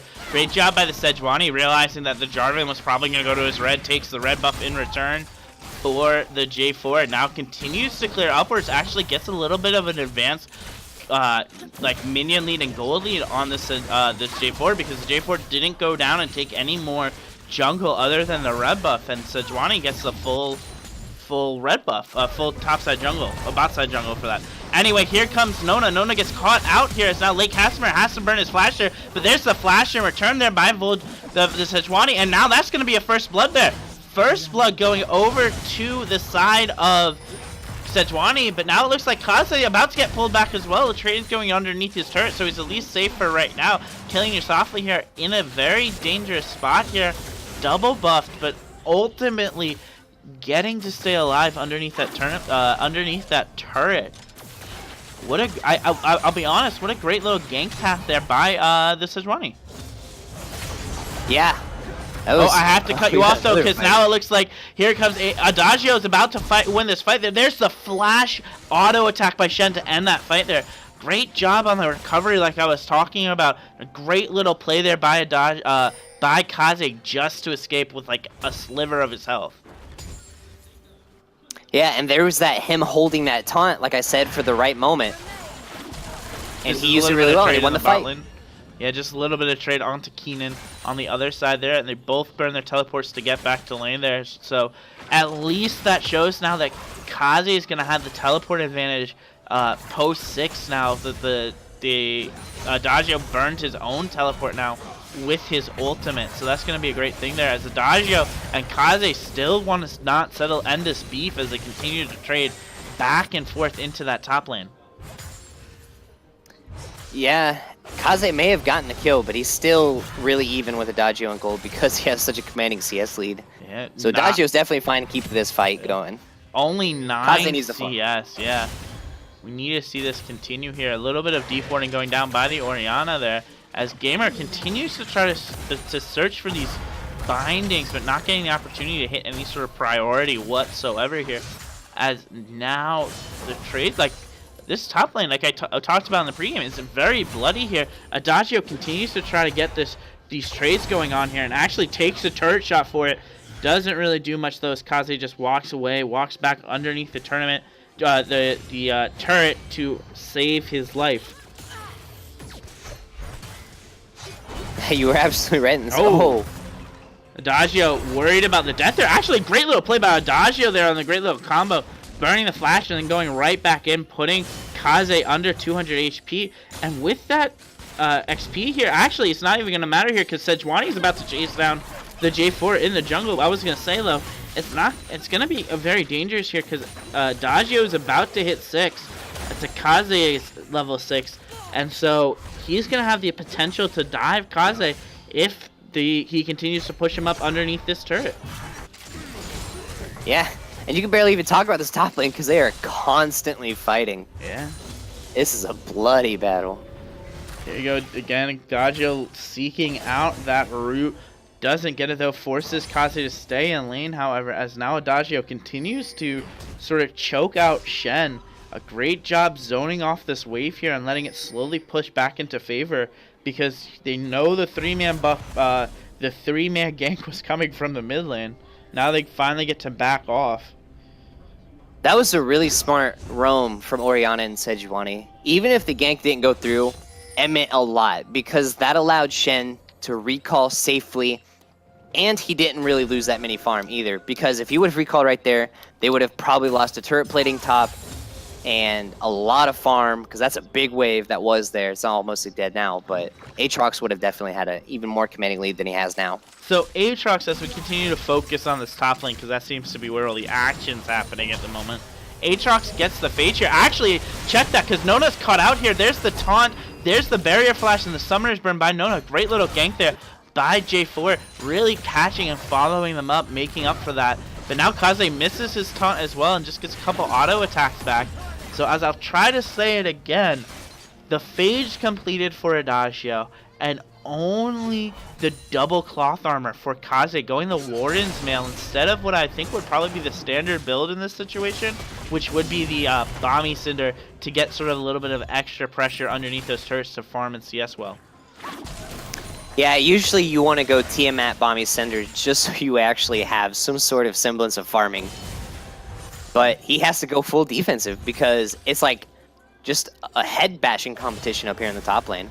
Yeah, we'll see if they decide to continue it off here. Anyway, team champions are starting to hit level 6 here. Actually, here comes the taunt, but Sejuani's nowhere to be found. However, J4 is going to reach it first here, and that's going to end that. Kaze doing a great job here, but Adagio continues to chase him down, and now Sejuani's finally here. There comes the passive, there comes the flash, knock up there, and now Adagio has to burn his ult. It's just a matter of time, I think, at this point, because all it takes is one little R. There's the R coming out from Sejuani to follow up on that kill. Super unfortunate because Shen finally gets a chance to catch up on the CS lead.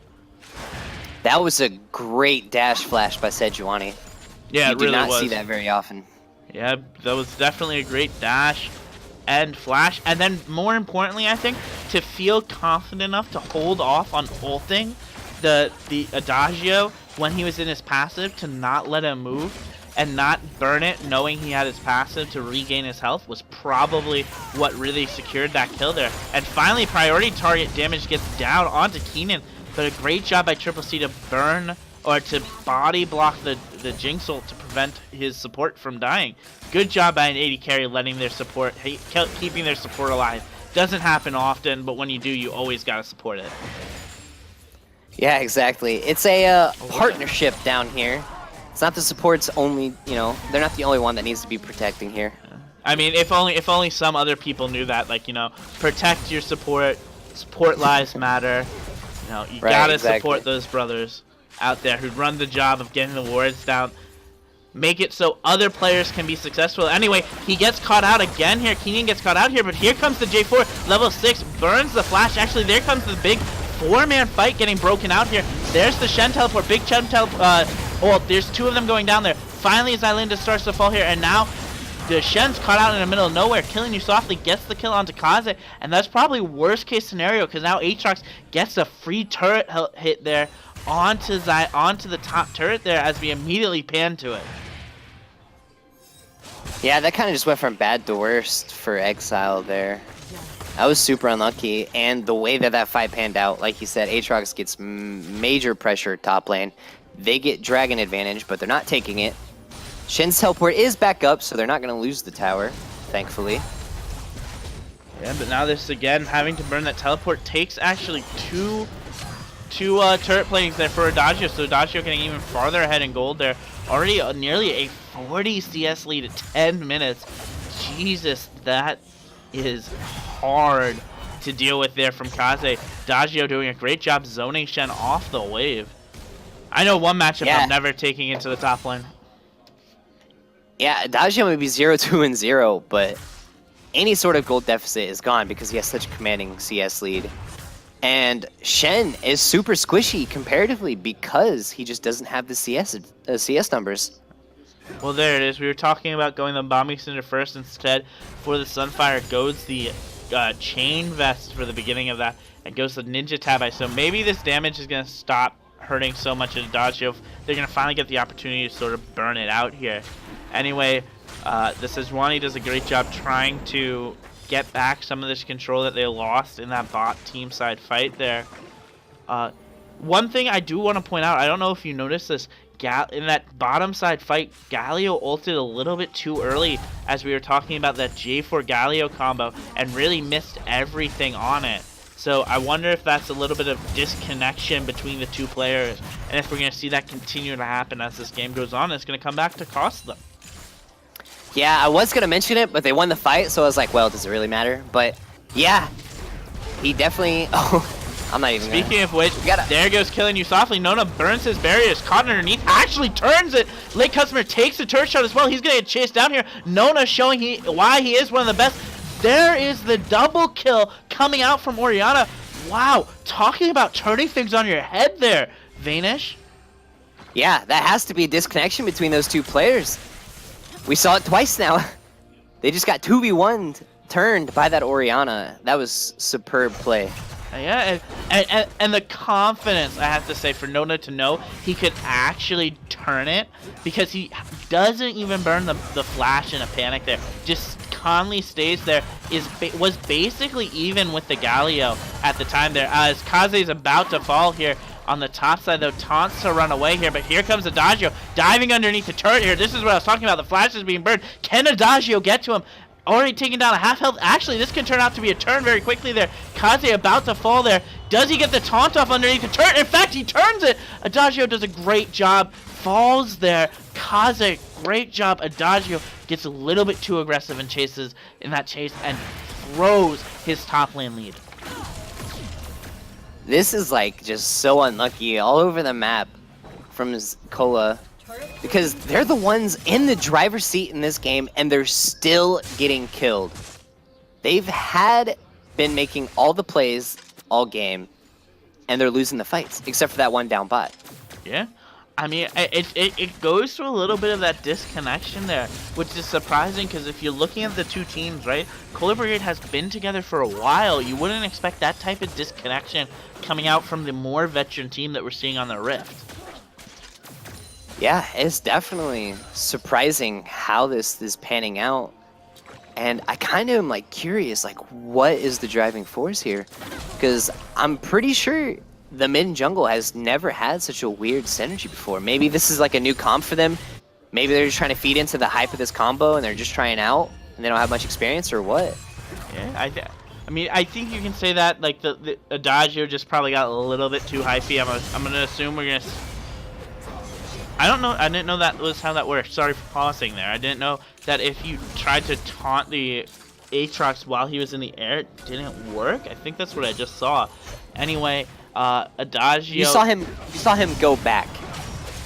Yeah, because of the whole net thing. But here comes Adagio and Killing You Softly here, getting the turn here. Adagio now has to run here. Kaze, though, about to turn it and get the kill there. In fact, there is the kill, as now he continues to buy 1v1 here. Great little dodge there. In fact, Kaze now is about to turn it, and on the bot side, too, it looks like the Jinx gets falls here now as they continue to fight in the bot side. Morgana gets the kill here, and then to finish it off, great job by Kaze using his ult to get away there. But now it doesn't even matter here because Nona's taunted up here. Continues to trade damage into Late Customer, though, as they continue to sort of battle all across this map. that was another instance that Cola just got 2v1. And they were in the driver's seat again. Like, what is going on? This is absolutely wild. I've never been so, Nona just missing the ultimate there to secure the death onto late customer having to flash. I don't know if it was, again, we're talking about this miscommunication we're seeing out of Cola Brigade, right? I don't know if it was a little bit of miscommunication, a little bit of graphical bugs, maybe a little bit of both, but you saw it when J4 flagged and dragged over, they didn't immediately go in on the Shen, they just stayed there. And when that happened, it sort of gave Kaze the opportunity to really turn around here. But now it looks like Killing You Softly is trying to come back here for another gank onto the bot side here to really sort of like balance out this game here. But he doesn't know he's standing on a ward. Well, he definitely knows now. Yeah. Either way, Killing You Softly now is getting caught out again, trying to chase him down. And in fact, here comes the flag and drag. We don't get to see it here because Nona just flashes away here on the top side here. But now Triple C is caught out in no man's land, gets stunned out here. And there is the Sejuani here going to take the kill. The binding coming over, and now there's the killing spree onto the Sejuani. As now that should be a dragon from there, but it doesn't matter here because Adagio and Kaze again battling at it like dogs in this top lane, fighting over the last scraps of meat. They continue to sort of poke them away, and now with the Sunfire plate completed for Shen, I don't think Adagio can win this lane anymore. Yeah, I honestly feel like Shen just got so much gold because, like, after he 2v1, he teleported bot lane and got an assist too. So he got a bunch of gold out of nowhere, and he's catching up in gold, so now he's feeling comfortable. He has 2 levels up. Here comes the J4 again. There's a couple of the knockups here. Kaze gets pulled back again. Can he get away here? The shield goes down onto him. He runs away and just burns his dash to get underneath the turret, and there he's safe here. But it doesn't matter here because here comes the Sejuani. Sejuani full health with the Orianna. They're pinging it up, but they decide last second via cons to just walk away from that.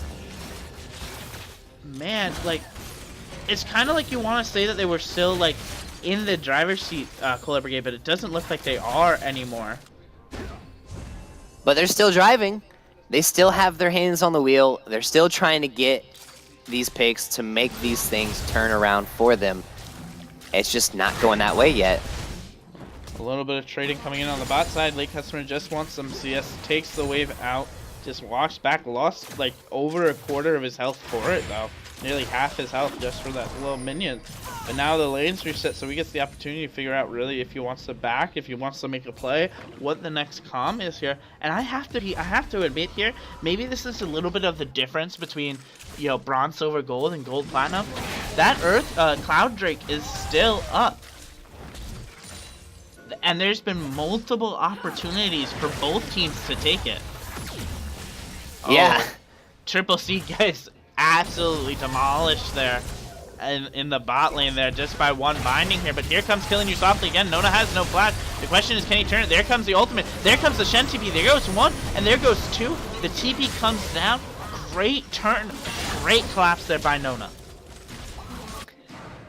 This is looking like Exile has been practicing a lot on their team comp and their synergy, stacking together, just being at the right place at the right time. Now Gamer is caught out a little bit here, tries to, I guess, look for a little bit of a flank. Keenan just stops it, has to burn the flash now. But meanwhile, in the mid lane, they're about to take 2 turrets here. Adagio didn't exactly answer in a timely fashion here. Another taking a little bit of extra damage there coming down.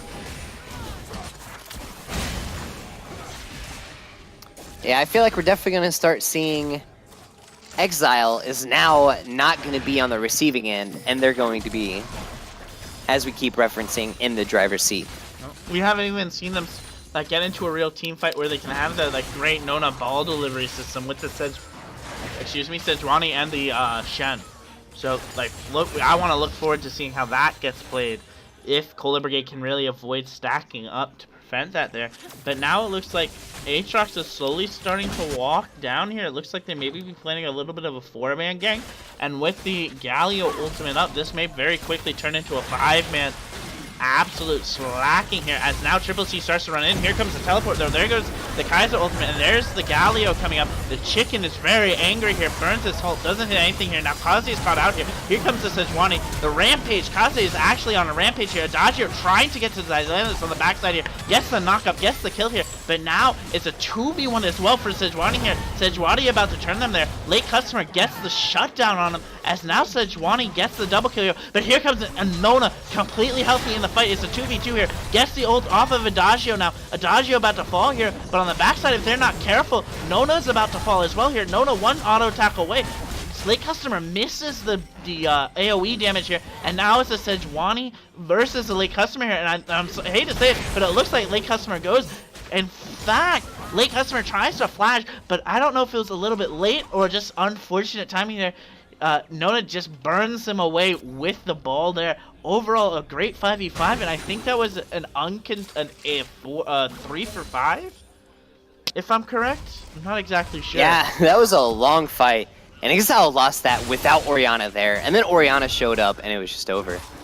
But like, that Sejuani is so fed right now that she is like a monster in and of herself, like a attack damage carrier or something, because she was 2v1ing that backline the entire fight. I have to ask you this. I don't know much about you. We just started casting together. What role do you play? Do you play the jungle? I play a lot of all roles. I usually try to stick to mid and jungle. I mean, sorry, ADC and jungle. But I do play a lot of like mid support and top lane. As we now see, I don't get a moment here, because actually here comes killing you softly. Flash ulting here. It's not going to matter here. Actually, Zylandis gets the ult, trying to stay alive, but just a little bit short there. There comes the teleport there by Galio for no real reason here, as now they just continue to fight. So what I was trying to say here, this doesn't matter because Adagio Kaze start to trade again, because what else is new? As the bottom turret starts to fall here. In fact, Gamer is actually caught out here. Triple C falls to the godlike, and now here comes the cleanup again. Late Customer is very late to this fight here, as now he doesn't even get the opportunity to turn. So, okay. Oh, it doesn't even matter here, because here comes Adagio and Kaze trading again here. Adagio pops his ultimate here, and now there's nothing left here. Couple little bit XP here. Actually, he's looking to dive here. Pops his ult. Very smart play by Adagio, getting the health regen back here. Now up to a little bit more than half health here. And now here comes the trade. Great little slide to the left there by Adagio here, and there's the kill trade back onto Sejuani. Or, excuse me, kill trade onto the Shen. Okay. It doesn't even matter because I can't even get a moment to stop here. Shen gets the opportunity to, or the Sejuani gets the opportunity to find it here. Here comes the turn onto Late Customer though. Nona is angry here as well. Can they get away here? Adagio gets the actual turn here. There comes the ult. Late Customer completely locked up. There's the dominating over to the Orianna here. Oh my god, can I ask my question please? You are going to lose your voice by the time this game is over. 100% here, because now they continue to look for the Adagio, but Adagio gets away here.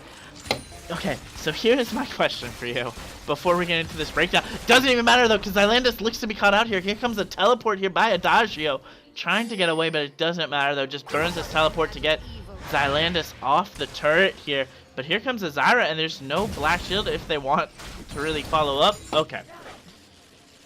So how would you feel if instead of going the Warmogs and the Triforce, they went a little bit more, Sejuani would have went at 8-0, a little bit more of a bruiser build, something like an Iceborne Gauntlet, you know, a couple more of these semi-tough tank build things that can really help them get through here. So, Sejuani being fed, I agree going full tank is still the best option. Iceborne Gauntlet's not bad on her, but with how much slow she has in her kit, it's not as effective as one might think. Because it slows down stack, right? I feel just her being a super beef, unkillable person is perfectly what the team was asking for, because they have plenty of damage. 6-0 Orianna. Shen does damage. Jinx is 0-4, but she does damage. Late Customer is caught out here. You're not going to be late. You're actually early into that team fight, and he falls there as they continue to try to rotate up the rest of his team late here. But here comes Adagio popping his ult, trying to get Nona out of nowhere there. There comes the flag and drag combo, but the ultimate comes back, killing you softly, falls here. And now on the backside, the fight starts to break down with Gamer. Gamer starting to get the chase down, pops the Zonias, and gets the triple C combo here. But there's the shutdown finally onto Sejuani here. But now here comes Zylandis, gets the pop, gets excited here, and now Shen gets the taunt as well, gets triple C here, and now Sejuani, the Adagio is the only one left, and double kills into them, and there is another relatively clean ace there. Only a 5 for 2. That was a crazy fight. But before we go any further, I do want to thank Reptar the Wives for subscribing with Twitch Prime. Thank you very much. And thank you so much for subscribing and supporting us. Again, I'll give you our little spiel. We here at Duo Esports take no money in. All the money you guys give us in any sort of way, whether it's bits, donations, subscriptions, all go back to the teams, all go back to the players, all go back to you, the viewers, as now another turret falls here for EXE here. But if you give us money, we do return it to you guys in some ways, whether it be donations, bigger prize pools, any of those sorts of things here. But now we finally get a moment to rest here as Nona just takes his blue buff, so we can breathe and you can dissect this, Vanish, what is going on. It just looks like an execution, like dismantling from Exile right now. Because they are so strong. They have finally taken down the previously unkillable Sejuani. But they still won the fight, so worth. Because she soaked up so much pressure in that backline. Jarvan's 3 levels down on her, for example. And now Adagio starts to chase down Nona here. I don't know how this fight's going to go here. Nona actually is getting really chunked out here. Nona goes down here, and now Shen gets the teleport to try to save his friend, but it doesn't really matter here. I guess now we know that Adagio can stop most of the split push that is in this game. Yeah, he brought a early Lord Dominix to be able to split push against Shen, and it's showing how much damage he's doing to the Shen right now. Yeah, I mean, there's a great little adjustment there. Kaze actually having to burn his flash, so no flash taunt coming out here as these fights continue to sort of happen. Keenan looking for a little bit of that gank. Again, just to quickly catch up here, as this sort of looks like there's not going to be a fight in the next 600. Thank you so much, Chief, for this subscription, you dirty Alliance player. Thank you for supporting us. Thank you for supporting Duo, and thank you for all the stats work you guys do. We really appreciate all your help here. As now Kaze hits the taunt underneath the turret here for Adagio, but doesn't look like it matters because Adagio just backs out and returns to fighting here. And it looks like Shen's starting to lose this fight again because of that early Lord Dominix. Yeah, that was honestly a smart pickup. Build adaptation from Adagio. It's showing it. It's a pretty one-sided fight now. Like, Shen has no answer to it. And he is building mixed because he wants to be able to soak up all sorts of damage regarding the Shen anyway. Yes. Adagio just wants to split push and fight him only, so he knows what he needs to build. Shen has to build too much stuff to fight him. Yeah. So now he gets the free lane. Looks like get a free turn and even up this turret score here. But here comes the 4 teams of EXE. Knows where that their main damage dealer in Adagio is bottom, so they can look to bait this Baron out pretty securely. Yeah, but they had a bunch of wards on the Baron side, and they caught a few of them, but Adagio was quick to recall and join his team up top to stem out any potential Baron threat. I have to admit, this is an interesting adaptation here we're seeing by Killing You Softly here, turning it over here. But in fact, now Killing You Softly didn't know they were all there. In fact, gets deleted by the Orianna here, Nona. But now there's a double Ori ult as well. The late customer comes in a little bit late here, as now they try to chase down Nona here, but it doesn't really matter here because now Jinx is starting to get excited in the back lane. There's the triple kill for Jinx here, and now they have really the world as their ulsters. There comes the pings onto Baron, as now that's a clean 4 for 0. Yeah, Jarvan, he is so far behind, and he's still opting to go lethality. Still has Moby boots. Like, he is just super squishy against this fed team on Exile, and he got blown up for it. Like, he didn't even have a chance to get past the wall for his EQR. He just died. Yeah, I mean, it doesn't help when you face check this. Face check these things. Face checks the other team here, but now they get the Baron as they come out of the side. EXE is really in full control at this point. And now we have a Yumu's pickup from Adagio. Definitely just like committing to the split push role at this point. Yeah, I Do you mean, think that's smart because they're so far behind? Yes, I do, because I think that at this point, that's their only way of really winning this game, right? Because they have to stall this game out enough so that the J4 and the Galio can really get themselves together here. And so does the Kaiser is eventually going to come online, but can they really get there? Ooh, that was a close steal there, almost by Keenan. But it doesn't really matter here, as now they look to sort of pick a fight here. But I don't think it's going to matter here much, because I think at this point, if, you know, Kaze or the Sejuani presses the go button, presses their R's, presses their dashes, followed up by Nona, it's not going to even matter. Yeah, and I don't even think Adagio is going to have very much chance to split push anymore. Because Exile, if they don't group up in one lane right now, they're pretty much just like throwing away their super commanding lead. You do not want to give the enemy the chance that they need to come back. So just group up, force that super squishy Adagio to get with this team, and then you just win. Because you've already proven, fight after fight after fight, that you win these fights. Yeah. Either way here, we get to see this sort of tense moment come back here. They're trying to sort of set up these sideways into a better position. Nona doing his very best job pushing it forward here as Sejuani, Morgana, and Jinx sort of 1-3-1 here. But now it looks like they're almost setting up for a team fight. If you've ever seen those plays where it's like you teleport with the home guards and then you just run them down. It almost looks like that's what Shen's wanting to do here. Yeah, that's probably what it is. He is just AFK in lane. I don't know if he's like waiting for some gold or something here. He has 1,000 gold, so he's probably waiting for some gold here. Yeah, he's probably waiting to finish up his Warmogs, it looks like. Yeah. So, I mean, we will see if that Warmogs gets completed before this next fight breaks out here. But, I mean, this is a great position for the Shen to be in, because now he's level 17. He has the three points into the ultimate. So, can we actually get the opportunity to see something go down here? As now the siege starts to take up in the bot lane here, and there's the Warmogs completed, and he goes bot lane there. Yeah, obviously, his TP's almost up. He has R. He's not out of the fight by any means. So it's smart. The 4-1 is exactly the right answer because they're so far ahead. 10k gold, and they're looking to make it even bigger with this Baron. So I just want to point this out as well, right?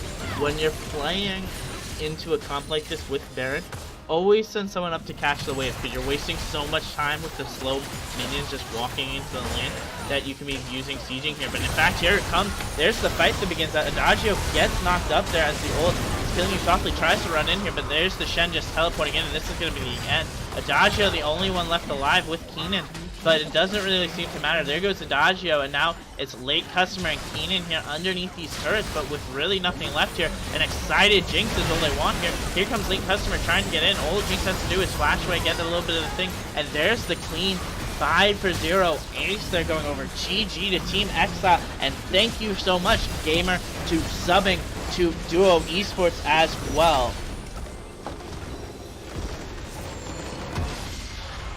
Whew. Definitely gonna need some water after that one. You had to just talk. Yeah, that was a crazy sort of game here. So why don't I let you go through and lead us through this post-game lobby? So definitely kudos on Exile. They did super well. They executed their team almost flawlessly, I would like to say, from the start of the game to the end. They played to their strengths, and they played back, just playing reactively. Superb. And this win showed for it. Looks like, if we look at the damage charts here, it's actually kind of a low damage game, honestly. Adagio leading the pack with 24.5, which is kind of surprising, but with that early Lord's Dominic, it did give him the edge for that, so maybe not as surprising as one might think. I mean, right? he kept trading into that really tanky Shen. So that's kind of, you know, when you talk about surprising damage, right? That's the damage that's surprising, because it doesn't, in the scheme of the game, it didn't really affect too much. In terms of he just trade into the Shen would just back off, heal up, and they just keep going at it over and over again in that early game. Other than that, yeah, it looks like to be honest, the real surprising one in my mind is Triple C coming in below 10,000 damage dealt in that game. I never really felt he was that far behind that whole game. Thankfully, the Zyra really picked up the slack. They're dealing nearly 19,000. A very even damage dealt game all across the board for Exile Esports. Yeah, and it's surprising because of how one-sided the game was, like near the end there. It was a very low damage game in general, and yeah, you did say that Kai'Sa get less than 10k, but honestly, she wasn't that far behind everybody. So I Like, have to. I'm sorry. I was no, gonna I had say, nothing else. yeah. I was gonna say I have to ask you if you saw if I were to tell you one person in this game didn't buy a pink ward, who would you think it would be? Who do you think we're gonna have to shame? Don't look at the stream and don't look at it on your map. Yeah, I haven't looked at it yet. Who would it be? Because we have one offender in this game.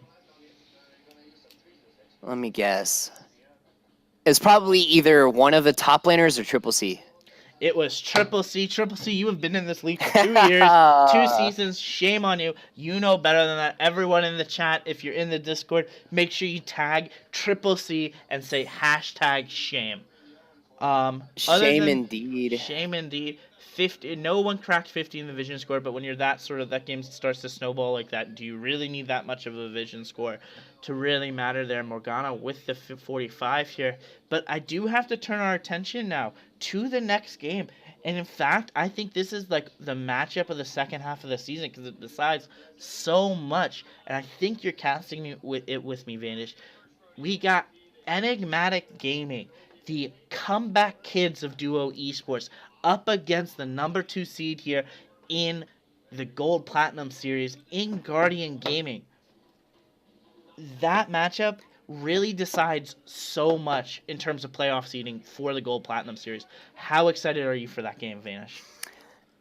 I'm super excited because, like you said, these are two teams that are in the top portion of the standings in the Gold Plat League. So generally do play a little cleaner. And this is kind of like the statement because we've all seen, Nova be like, oh, EG's #1. This is his time to prove it or disprove it. And GG wants to keep that #2 seed to be that contender to hopefully dethrone Active Rush in the future. Yeah, that is certainly the case here, but now we will just send you guys to a quick break as we get this going. We get everything set up here. We will be back in just a couple of minutes. Stay tuned for the Duo Esports Match of the Week. It is certainly going to be a barn burner. Can Nova Galaxy prove once and for all EG is #1? Can Profit show he is the best mid laner in this series? We will be right back. Stay tuned.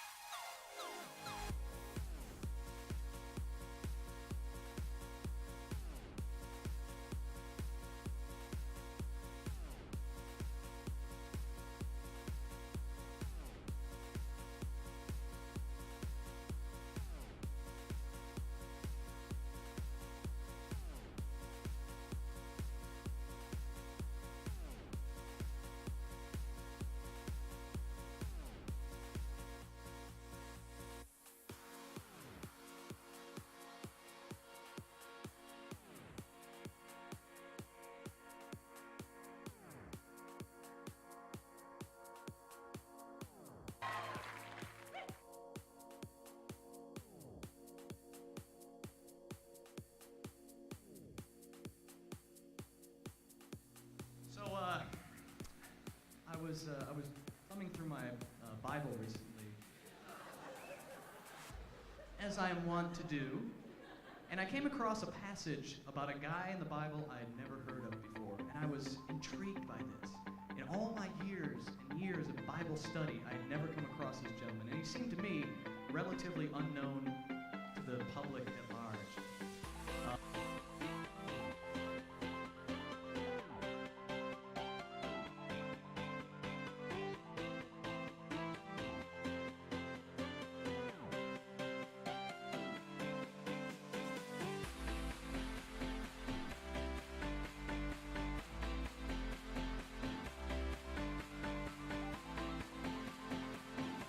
So I wanted to write a song about the best part.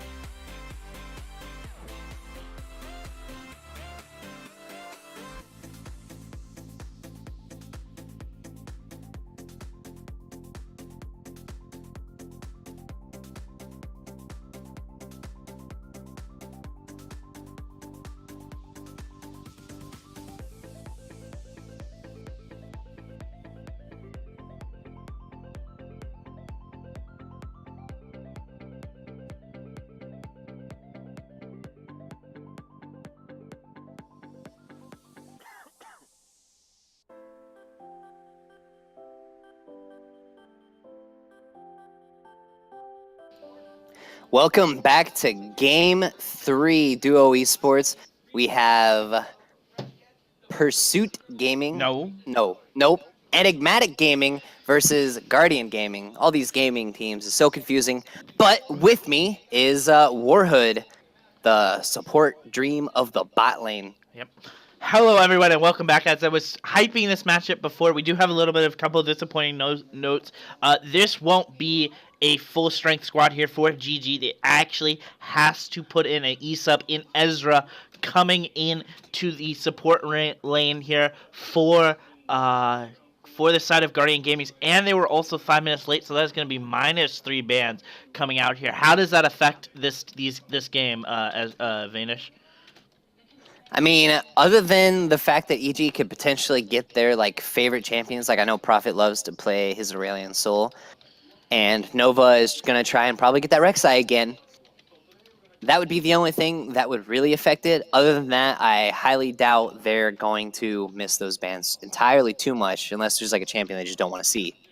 Yeah, I mean, the one thing I always think about when I'm looking at the golds, like the plat, silver, like, you know, plat, gold, like tournaments, the tournaments I play in, you know, and that sort of stuff is, you know, these players are gonna revolve back to, you know, their comfort picks, right? So you know Rek'Sai's gonna want this you know Nova's gonna want this Rek'Sai, you know Prophet's gonna want the Aurelian Soul, you know Shuno is gonna want, like, you know, one of his safe champions, the Ezreal, you know, though he has been practicing a couple more.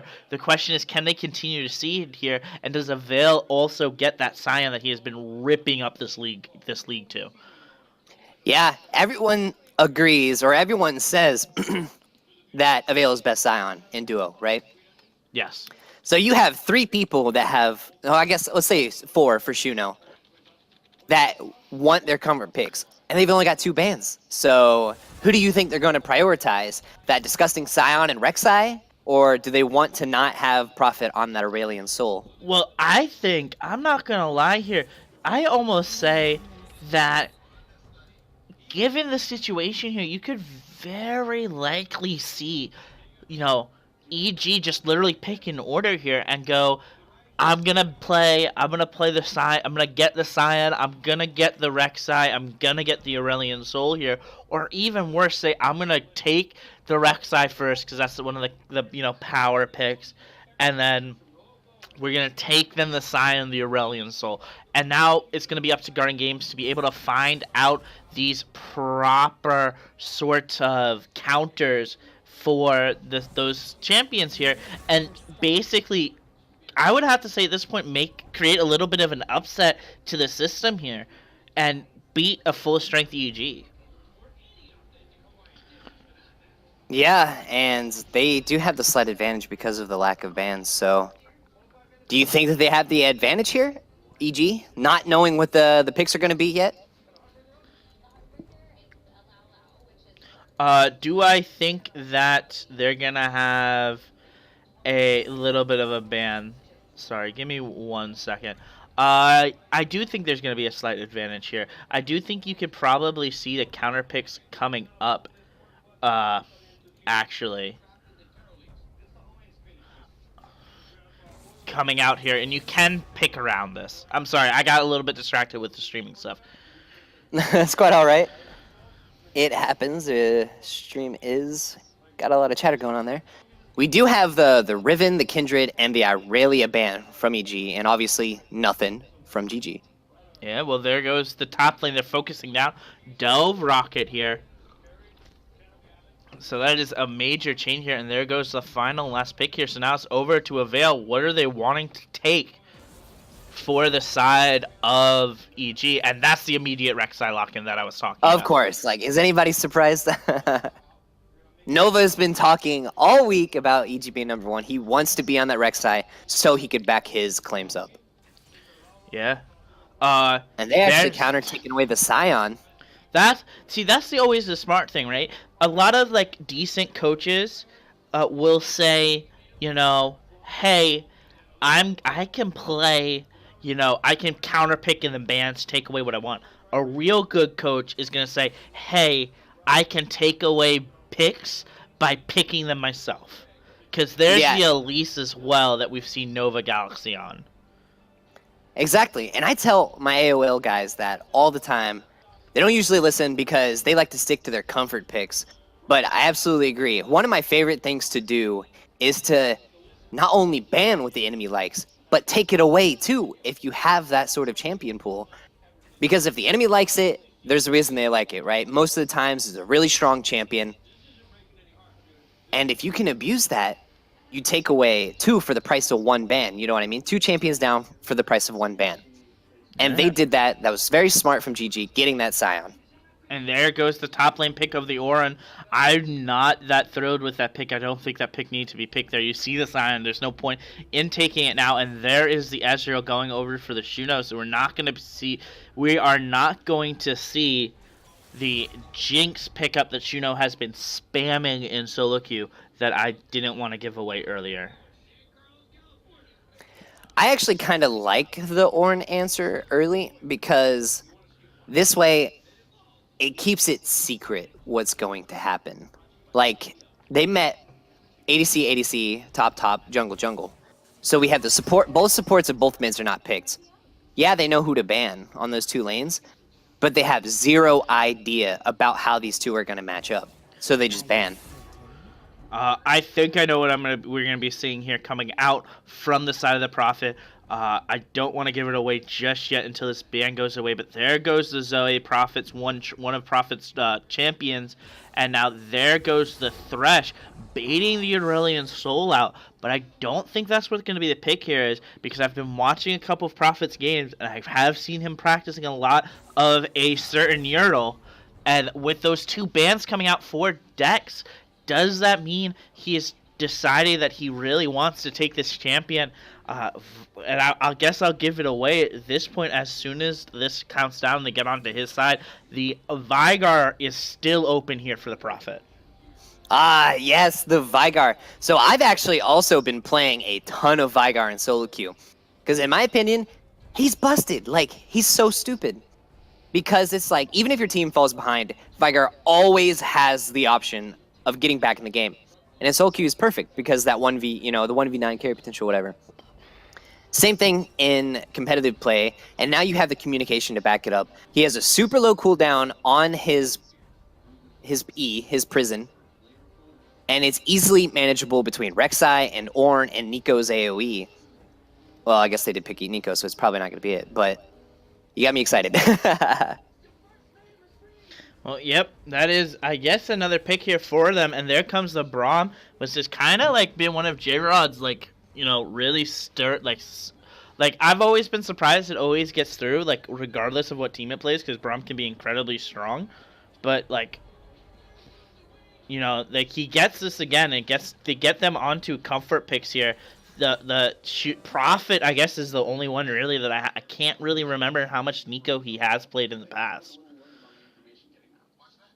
Yeah, other than the potential questionable Nico, this is looking like a picture-perfect EG team right here. Well, you saw what they just locked in, right? The Jax? Yeah. That's like a Jax mid or something crazy. Into Nico, because I think the last time Prophet played Nico, he played the on-hit Nico.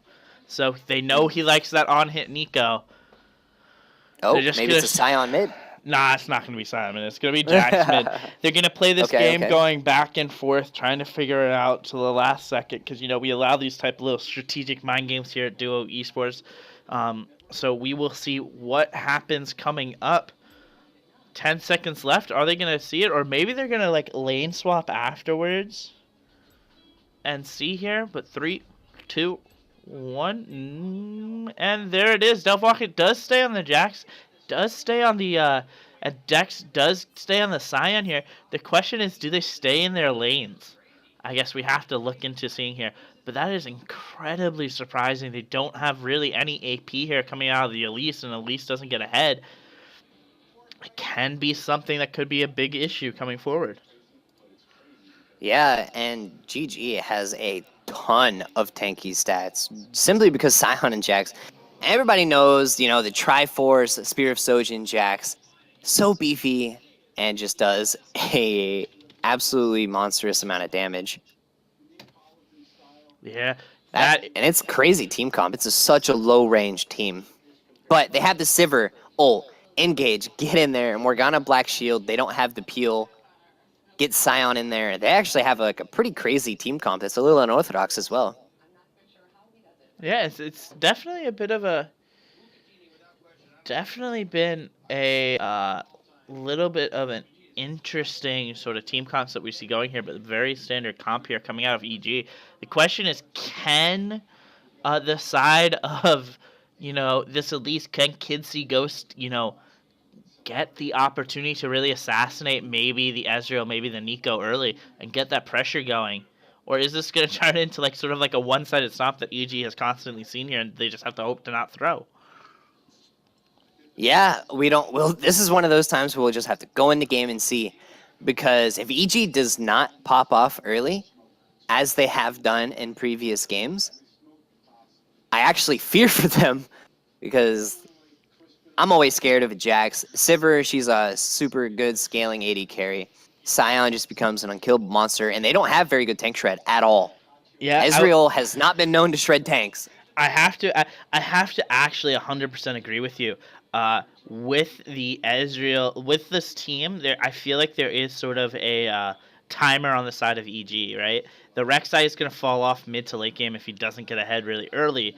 And then the Ezreal is going to continue to scale, and then Nico kind of starts to peter off later into the games as well. So can the Ornn, can the Ezreal, can the Braum really prevent a lot of damage going through it in time if it hits that mid to late game range and stop, the Nico, or stop like sort of the negative effects here from the Prophet and Nova, their two stars, starting to fall off later into the games? Yeah, and GG also has plenty of answers for the Ornn engage. You got Sivir Spell Shield, Morgana Black Shield, Elise Repel. And that's their almost sole engage right there, is Ornn. It's all about going to be how Ornn does the engaging. If EG can close out this game, I guarantee it'll be through Ornn. Yeah, I mean, that's the big thing here. And it's funny, we saw the Ornn pick early in the season with, like, a bunch of different comps, and it always worked. But then we saw, like, the Braum start to get picked up into it and, like, really stop it. But now J-Rod has the Braum to really prevent the Ornn from getting, like, hard cut by the Unbreakable Wall to stop the, his standard ult from happening. Anyway, Yeah. Now we get into the game. We get to see these skins coming out here. Which one is your favorite before we start to look over these summoners and room pages? I'd say Nemesis Jax. It was one of my OG skins from when I first started playing, and I love Nemesis Jax. It's the only skin besides Godfist where he actually has a weapon, so Nemesis Jax for me. Mm-hmm. For me, it has to be Daddy Braum, the Santa Braum.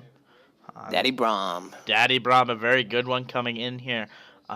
And the Neopac Sivir, I actually remember as a personal touch here, I gave one of my friends who plays League, got me into League, the real Sivir skin before the Neopac Sivir came out. Super loved it. It was like $75, but it was super worth it. Anyway, now we get an opportunity to come into this game and sort of see their room pages and stuff like that. Do you see anything that surprises you? I don't know if you noticed, but Sion literally has 0 mastery points. I did not see that. Caught that right before the game got in here. But he also has Unsealed Spellbook too, so he's definitely going... He definitely has some sort of ability to do anything. But I do have to point out, like, on the side of Duo Esports, when we make these rules, we don't make people disclose their alternate accounts and things like that. So I'd feel if you're taking Sion mid, you probably have played it in the past. Yeah, for sure, for sure. There's no way he didn't. Here comes a little bit of early game cheese here. Both teams really grouping up, running towards that bot side. This is going to be a very interesting fight, really showing the way early here, because I don't think either of them know it here. Will the Morgana catches them out here? Because here they come here. Drex actually gets caught out and immediately deleted by Ornn on the side of there, and now the rest of his team is left running. Gets a little bit of that early trade down there. Doesn't get anything going on there. Great job there by the side of EG scouting out that invade. What EG there is actually one of my favorite things to do starting out in a game.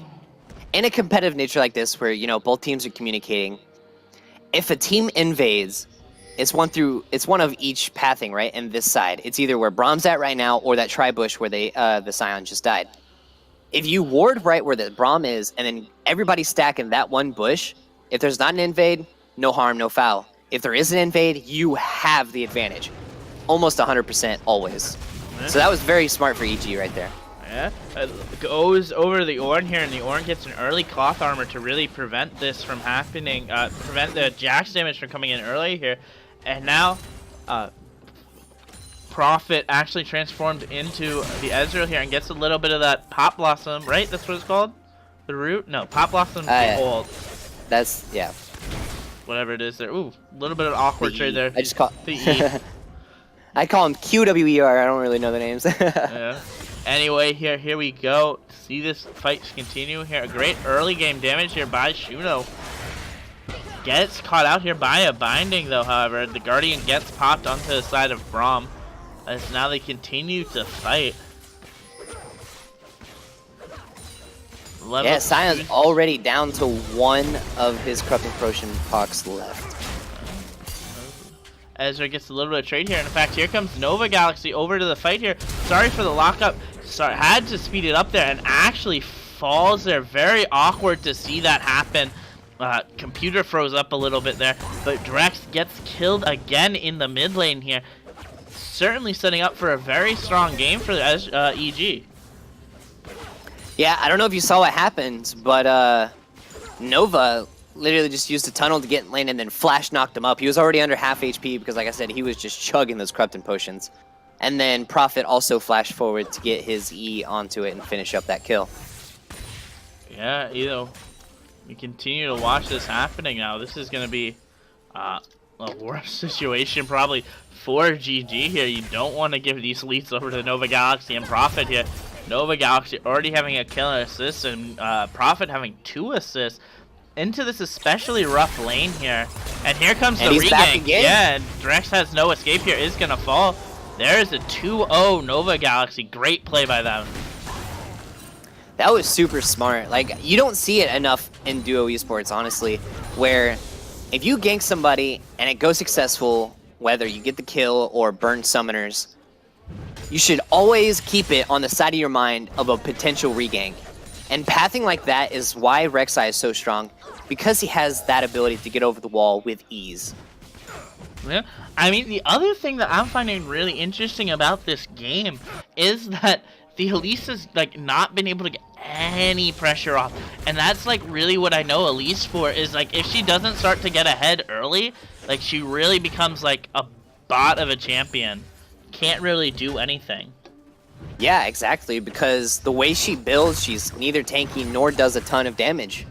So if she doesn't pop off, like you said, she's just a body to collect stats from at that point. Yeah. Either way here, Delve Rocket forced under the turret by Ornn. I guess we do have to point out, even though the Scion's 0-3 here, you know, is up a bit of CS here, but now here comes the continuing to poke of the Prophet. Continue to just poke down Drex. Nico's like first 3 levels, she doesn't do a ton of damage, but now that she has some AP, has some points into most likely her Q. Delve Rocket actually getting traded on that pretty hard, has to run, nearly dies again. I think he finally realized that Ornn has a Bramble Best already. Yeah, can't even trade into this Ornn. That's what you get with the early first blood there, as Drex is continuing to sort of suffer from this. I really almost want to ask GG what their thought process is about picking that Sion build. Yeah, I don't even know. What is he building? Is he rushing I have for to cut you redemption? off. Yeah, I have to cut you off again here, as now it looks like we're actually seeing the top side here, but Nova Galaxy and Prophet are chasing the Elise into her jungle again here. And yeah, it looks like he's building a redemption. Very interesting. Never before seen stuff here, boys. That is... I don't know. I have no idea. I mean, you've seen it before with the like redemption Olaf we've seen early in the Shuno nearly getting taken down. The redemption Olaf earlier in the game. And here comes Rek'Sai actually on the backside here. Ezra getting knocked up here. Flashes and heals getting burned down. He's gonna burn to the burn to the ignite there of J-Rod here as Nova Galaxy continues that early game pressure. I don't even think people, when they get ready to battle EG, I don't think they watch any of their games. No, I 100% agree with you. It's Nova always Galaxy does the same ganks all the time, and it's typical Rek'Sai pathing. Why they did not ward a pink ward back in that spot where he just ganked bot lane is beyond me. When they Same knew thing with he was Raptors. there, right? You knew he was there before when as Elise was there, and more importantly, you knew he could come to the Raptors for that mid game gank here. As now it looks like Drex has the redemption completed, so he begins to back here. But I really have to just point out here that no one seems to watch EG. I don't know if it's just because of the fact it's EG, so they don't think about it. Because Avail got his eye on something like 4 games in a row, and like just kept doing the same thing. Either way, Delve Rocket decides to pop his ult, cancels an auto there as he continues to try to chase it down, cancels another auto, gets to run away there. Just an ultimate burn by Delve Rocket to get him out here. And now Rek'Sai is again getting into position to go behind and flank this Jax in the top lane. Yeah, and he stole the Elise's red buff too. Yeah. But yeah, I absolutely agree. Like, they're not playing anything special by any means.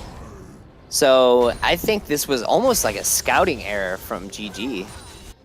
Well, so you have to question, right? How much of it is the E-sub, right? Maybe it was like, you know, they thought about banning away the Rek'Sai, but then the 3 ban loss happens, and they have to give them the Rek'Sai. But even then, you should know how to play against it. You should know how to counter it at this sort of level. So it's a little bit disappointing to see here. Or maybe, just maybe, Drex is sort of sandbagging this sort of game here, as now Devil Rocket has to burn the flash there, because there again is Nova Galaxy in the top lane gang.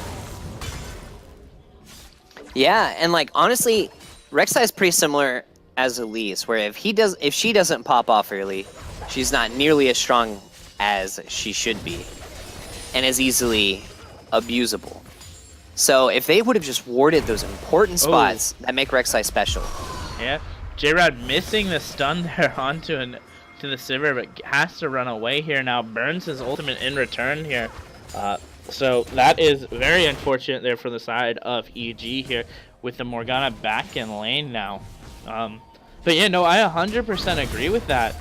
But though I would say I think the get ahead ability of Rek'Sai is more naturally built into her kit, and that pressure she can generate really helps, and she just falls off. The insect just falls off eventually. Yeah, exactly. But I did kind of like reference her being similar to how Elise played, and don't get it wrong, I think Rek'Sai is worlds better than Elise right now as a champion. I was just simply saying it's like similar in how like they need that like little early pressure. If they get a gold lead, then they can just abuse people to death. And that's what you're seeing here. There's actually zero pressure being put out by the Elise.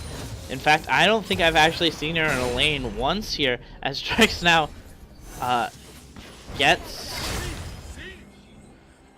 a little bit of poke back onto her there, but Rek'Sai in return here is trying to take an early dragon here. This is just a bit risky here if the side of the bot lane decides to, like, you know, check this here, because Shuno and J-Rod don't have the best of priority. And now with the redemption pop by the Scion, doesn't matter though, it goes away here. I guess a great, like, you know, job of knowing the warding was clear and stuff like that to taking that play and making that play. Yeah, and that was an Infernal Drake, which is even gonna make it worse for the 003 Nico and the 202 Rek'Sai. Things are definitely There goes a little bit of that trade here. In fact, Prophet decides to continue to try to poke him down here. Hits his Q onto him and continues to run away. And now Drex is underneath, you know, half of his health, but does have that redemption popped if he tries to make a play here. And here comes finally Elise to, like, sort of make a play if he stays around here. But more importantly, if he does that, I think they just lose the 3v3. And by the way, there's the redemption popped. I guess I guess the idea was the early redemption will like give you a little bit of extra health, a little bit of CDR, and also let you push the wave in pretty hard. Yeah, I guess that's one way to do it. I don't know. You just don't have this tanky stats that you really need to be a frontliner. Either way, now it looks like the side of Prophet and Nova are looking to get a little bit of pressure onto this Rift Herald if they want it here. continues to back here, as now it looks like Kid See Ghost is just, you know, left with nothing to do, which is yeah, like his first gank and nothing happened. The saddest feeling. In fact, though, here comes another gank here. Delve Rocket pops and gets knocked up again. A little bit of a CC layering issue here. Tries to run away, but it doesn't matter because there's the killing streak by Nova Galaxy's Prey Seeker coming out. Yeah, he's super strong now. I don't even know. I need this Elise to start making some plays. He needs to start counter ganking or something. Because if this Rek'Sai gets any stronger, it's just going to look more and more dire. And Elise is down 40 CS and 5 kill participation. And about to die again here because here comes Nova Galaxy here. So much HP, doesn't really matter here. Actually, Jax comes in here, and here comes the collapse here. There's the shutdown onto Nova Galaxy. Now, Veil's caught out, no moments in. Flash is over here, but now here comes Prophet to sort of save them there.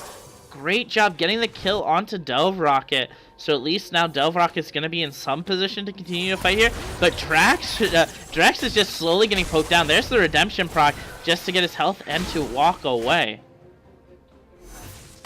I liked that communication from GG where Elise flashed to the Scion instead of the other way, so that when Rek'Sai came out of the ult, even if Elise would have died, he would have been knocked up and killed immediately. Yeah. But luckily, Elise didn't die, so it was just best of both worlds for GG right there.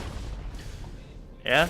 I mean, actually, now Prophet getting a little bit caught out here. There comes the Pop Blossom now. The question is, can they get the kill here? Because Drex is now running forward. Doesn't get the knock up, though, or they're slow here, as Morgana was just a little bit late. That was a very lucky dodge there by Prophet, because if he got knocked up there, I'm pretty sure he would have died. Yeah, I actually think he really would have, too. Even though he does have a redemption, Scion's base damage is crazy. I mean, that's the one thing you can say. At least they like if a champion making such an awkward choice like this, at least now Scion has the ability to make up for it just by base tankiness and, you know, damage. Yeah, and he still naturally gets Here comes beefy. A little bit of a dangerous thing here. Kid See Ghost is caught out here, as now it looks like he tries to run away. They can't get the actual last stack there as the Elite just gets away here. But with the timer about to spawn in 45 seconds here, Ezra and Amalis is actually caught out here. The binding goes down to catch him here. There goes the stun, and there goes the ignite here. That's all they need, though, because there's the flash by Nova Galaxy. Nova Galaxy dying under the turret, killing the Morgana. Great damage foresight there by Nova Galaxy. Yeah, I feel like that was just a kind of a disrespect from Morgana.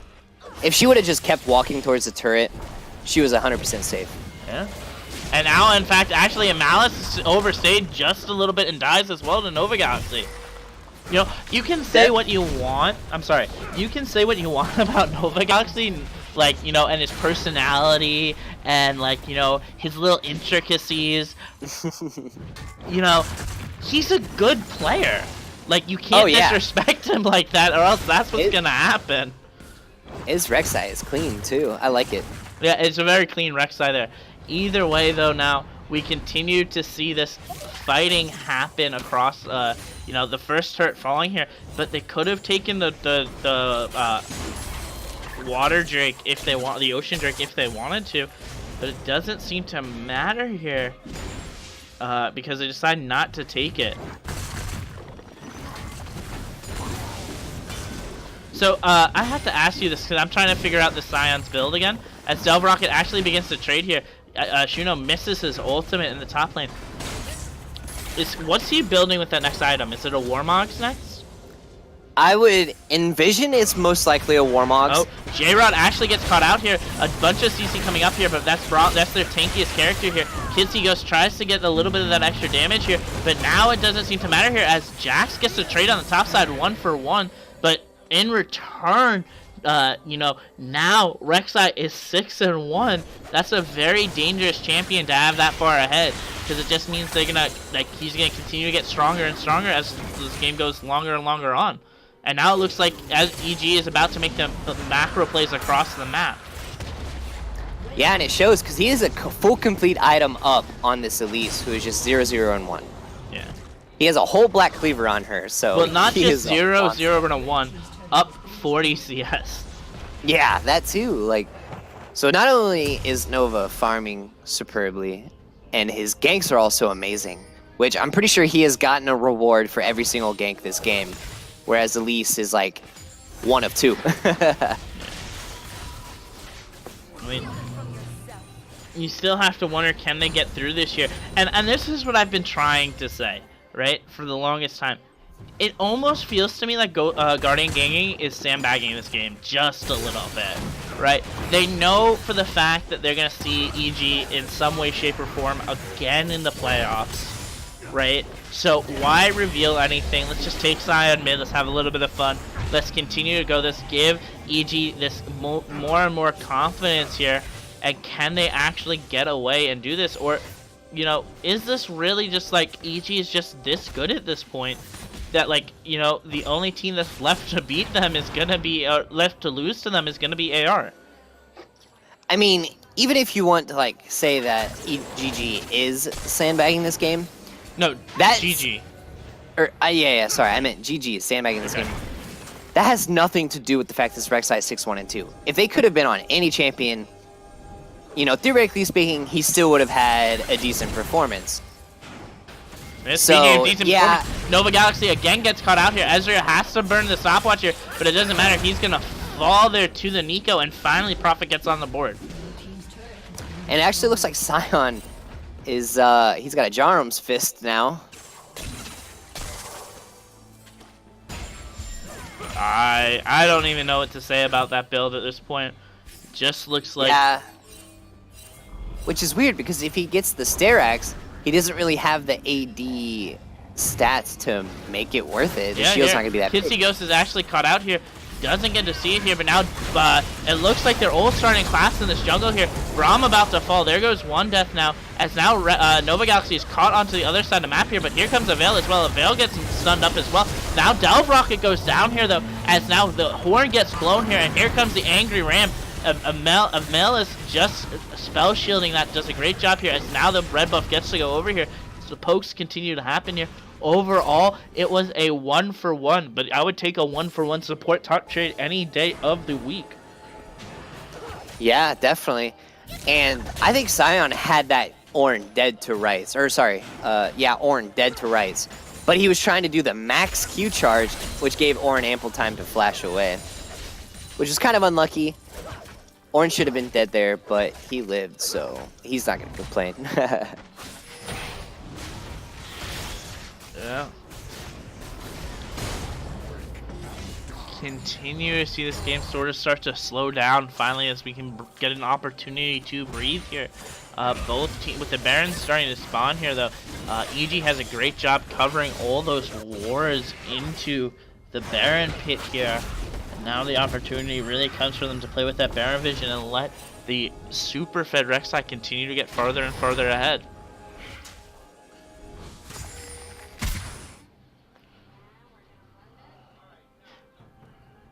I mean, I continue to try to look at what,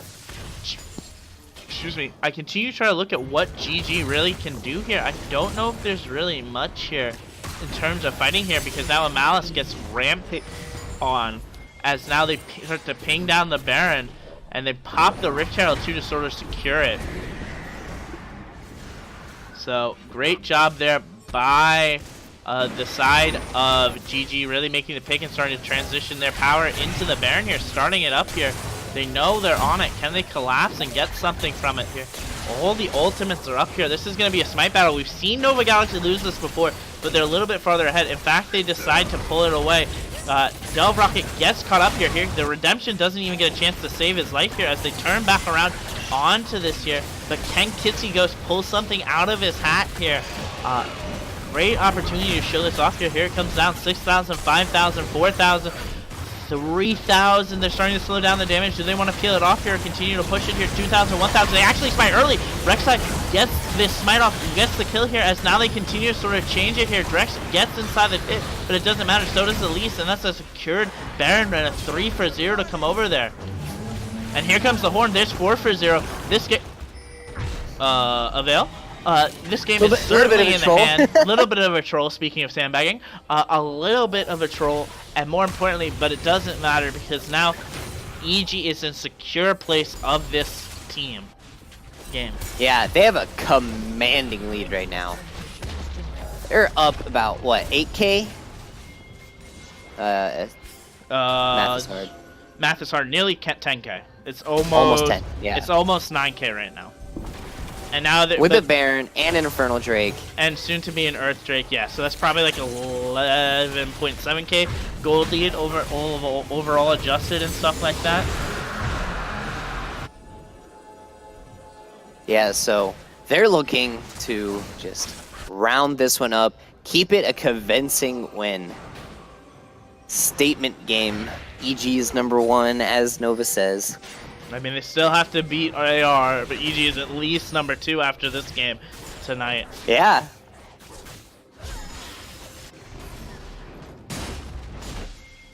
At least Jax is starting to split here, and now here it comes more that the damage starts to go down. There goes the second turret over there, but it's only 2 to 4 in turrets here. This is certainly going to be an interesting one. And I want to go back to mentioning how much of a non-factor this Elise has been this game. Yeah, I've been thinking that in my head the whole time. Still doesn't even have her second item.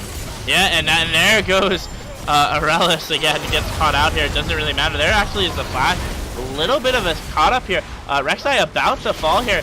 J-Rod is the first one to fall here too. And here comes Delve Rocket. Great little stun there by Prophet. Here comes the Pop Blossom. Doesn't hit anyone though, and actually puts her in a little bit of a disadvantage here. As now they're all running away here. Doesn't matter here. There goes one. Delve Rocket gets the shutdown here. Can he get onto Ezreal? Can he find someone else? There's the Jax ultimate pop. Ezreal's about to fall as well. The flash coming out. Delve Rocket here is here. Now Novagox is going to pop, and with nowhere to go, that is a major throw there by EG.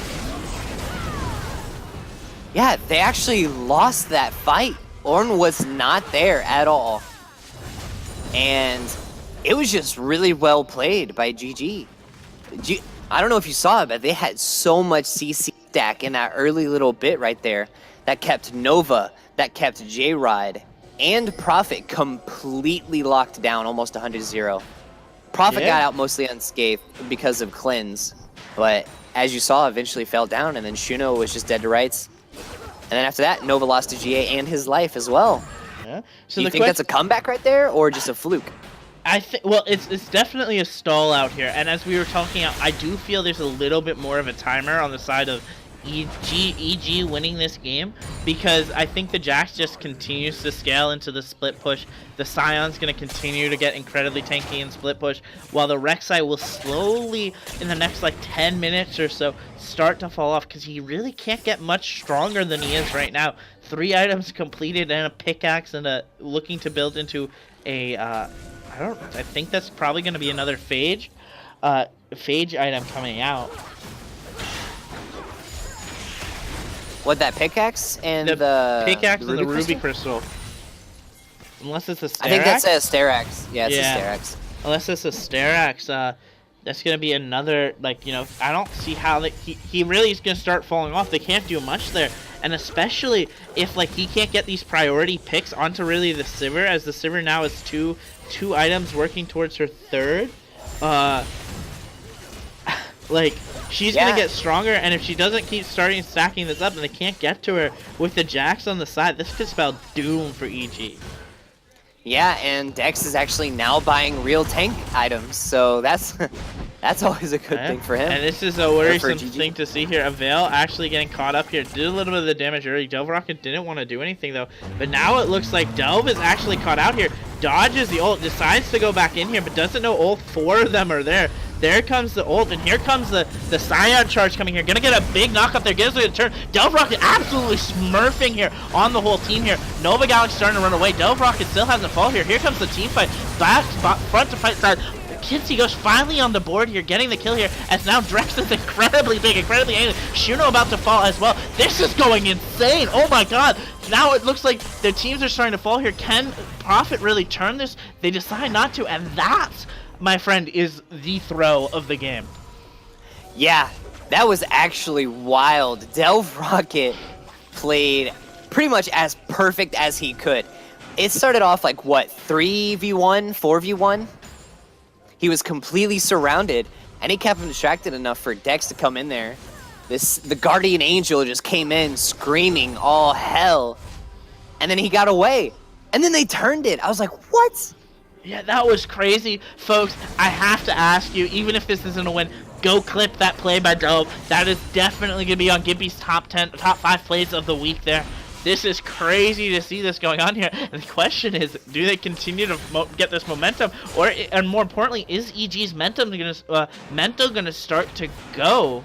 Because, you know, they're so far ahead at this point, but is it gonna be like, you know, they just lost 2 fights pretty cleanly back to back? This is very worrisome. And they're only 5k up now, so that means GG got a lot of gold in their pockets. They're now in less of a item deficit as their opponents that they're already winning fights for. Yeah, and in fact, here comes this, the Silver play here. Delve Rocket's in the backline here. Here it comes. There goes one. Delve Rocket about to die here, though. Dies to J-Rod here as they continue to try to get away here. That's a very taking Orin here as now Prophet gets knocked up here and begins to run away. Shuno maxed this in ult here, and now they have to disengage and run away here as they continue to try to away, because Rek'Sai is off to the side here trying to clear here, but I don't think Rek'Sai realizes that he's about to get caught out. Does this continue to happen here? In fact, Shuno's the first one to get caught out here. A ton of damage being dealt onto Ezra. Nova Galaxy doesn't want to do anything with it though. There's the redemption popped as now GG starts to limp away and the pings go down onto Baron. Ooh, I don't get much of a chance to breathe here because here it comes down again. Here comes the re-engage. 5,000, 3,000. There comes the Cyanol. Nova Galaxy's actually caught off to the side here, but it doesn't matter because Delvrak is about to fall. He preps the Serac here. Now Nova Galaxy caught up here. Here comes a big pop rocket. There goes one kill death going onto it. Kitsy Ghost is caught off to the side. There goes Morgana here. There goes the double kill. Shuno now trying to run away from the EG here, as now all that's left up here is Delve Rocket and Silver here, but a lot of damage being dealt here, and in fact, Prophet goes down! Ooh, you hate to see it. He actually hit the Baron. Oh, you definitely hate to see that. And that basically ends the Baron push here, and I don't think the side of EG is going to get much left here, in fact, but they do look to turn onto this Earth Drake, as the Equality Drake starts to get popped here by EG, hoping to balance this game out a little bit more. Yeah, they finally got a win in a team fight, so they're trying to scrounge just to get whatever they can. Yeah. So they're definitely going to have to just settle for that Earth Drake and reset. Hopefully reset their mental as be like, all right, guys, we're not actually throwing. We can do this, and this is how we're going to do it. And it's probably going to be starting around a Baron dance here soon. Yeah, Nova Galaxy pulled out 2 pink wards here, but those are going to be the only one. There's only 2 pink wards on the map here. J-Rod already has his up here. Actually, J-Rod might be caught out here, and so does the Morgana if they're not careful here. Kitsy Ghost gets caught up here by their concussive blows, or the Winter's Fight, sorry, here. But that's all that's going to be here as the Baron Dance continues more again. This is an incredibly tough game, but they decide to start it up here because here comes the teleport by the Jax here. 4,000, 7,000, 6,000, 5,000. There comes the redemption there. Here comes the team fight. Sion in the middle of the fight here getting bounced around, but it doesn't matter. Big 3-man knock up here. There goes one. Avail falls. Doesn't get the fight off here. Here comes the throw. Again, Delve Rocket on the free side. Falls. So great turn there by the Prophet with the pop blossom, as now it looks like just Kitsy and Amalalius is caught again. They're slowly starting to limp. There they go again, and now Nova Galaxy is the only one up here, and it looks like it's finally going to be a free Baron. Great job by Prophet putting on the carry boat, turning that bad situation into a good one. Yeah, Prophet was the sole reason that fight ended the way that it did. He had infinite patience waiting for the perfect time to use his ultimate, and it paid off tremendously because his team was losing that fight.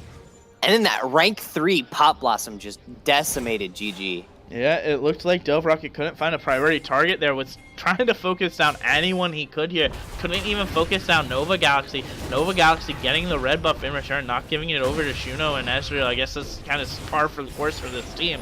Now they're starting to ping down here, but you do have to worry. We've seen them lose a team fight with the Baron before. Do they lose it again? Because, like I said, I don't know how much how much stronger EG can get here at this point. Yeah, they're pretty much at the part of the game where they're not going to get very much stronger. Yeah, Ezreal can still get that GA finish. He's still sitting on a stopwatch.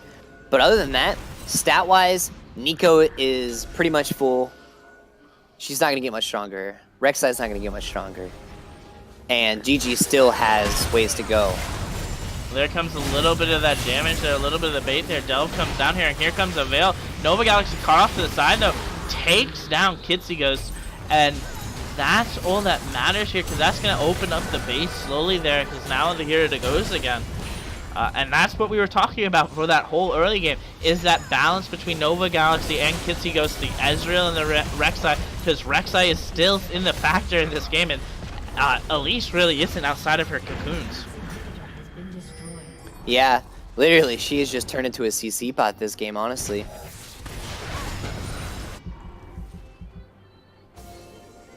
And it's kind of disappointing because Elise she was notorious for, like, you know, back Season 3, Season 4, she was notorious for that, like, super aggressive early game jungler, where she had 6 abilities at level 3, and a pretty good CC button.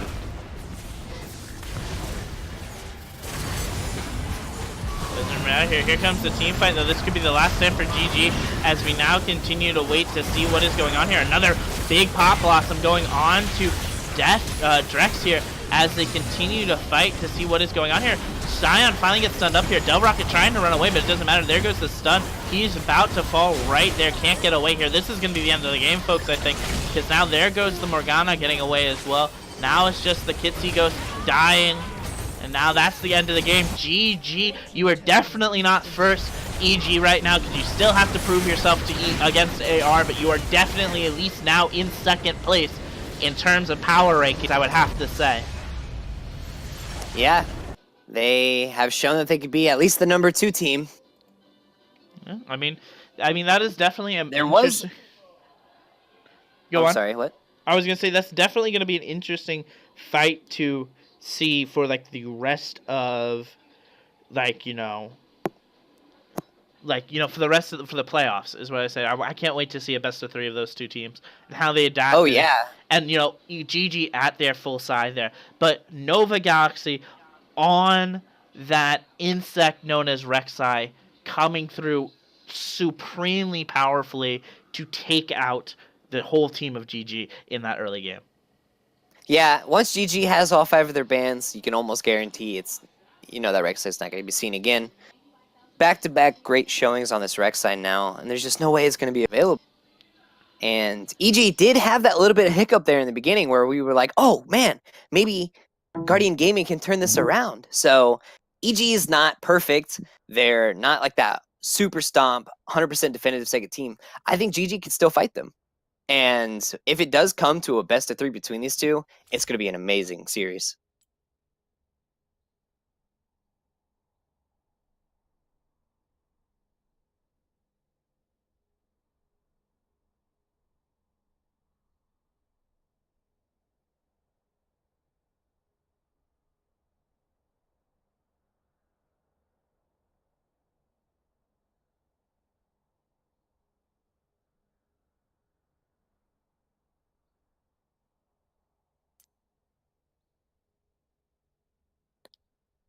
No, it's all pretty standard. Everybody likes to know about the control wards. Oh, we do have one.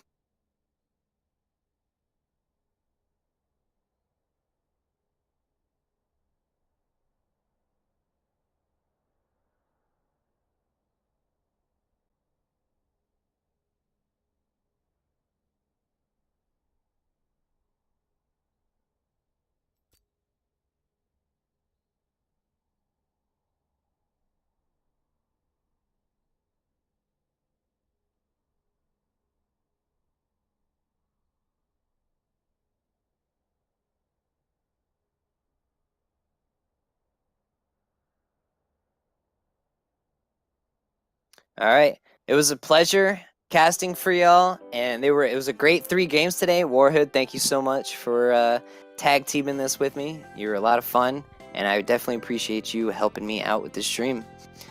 Everybody, good night. We will see you next time.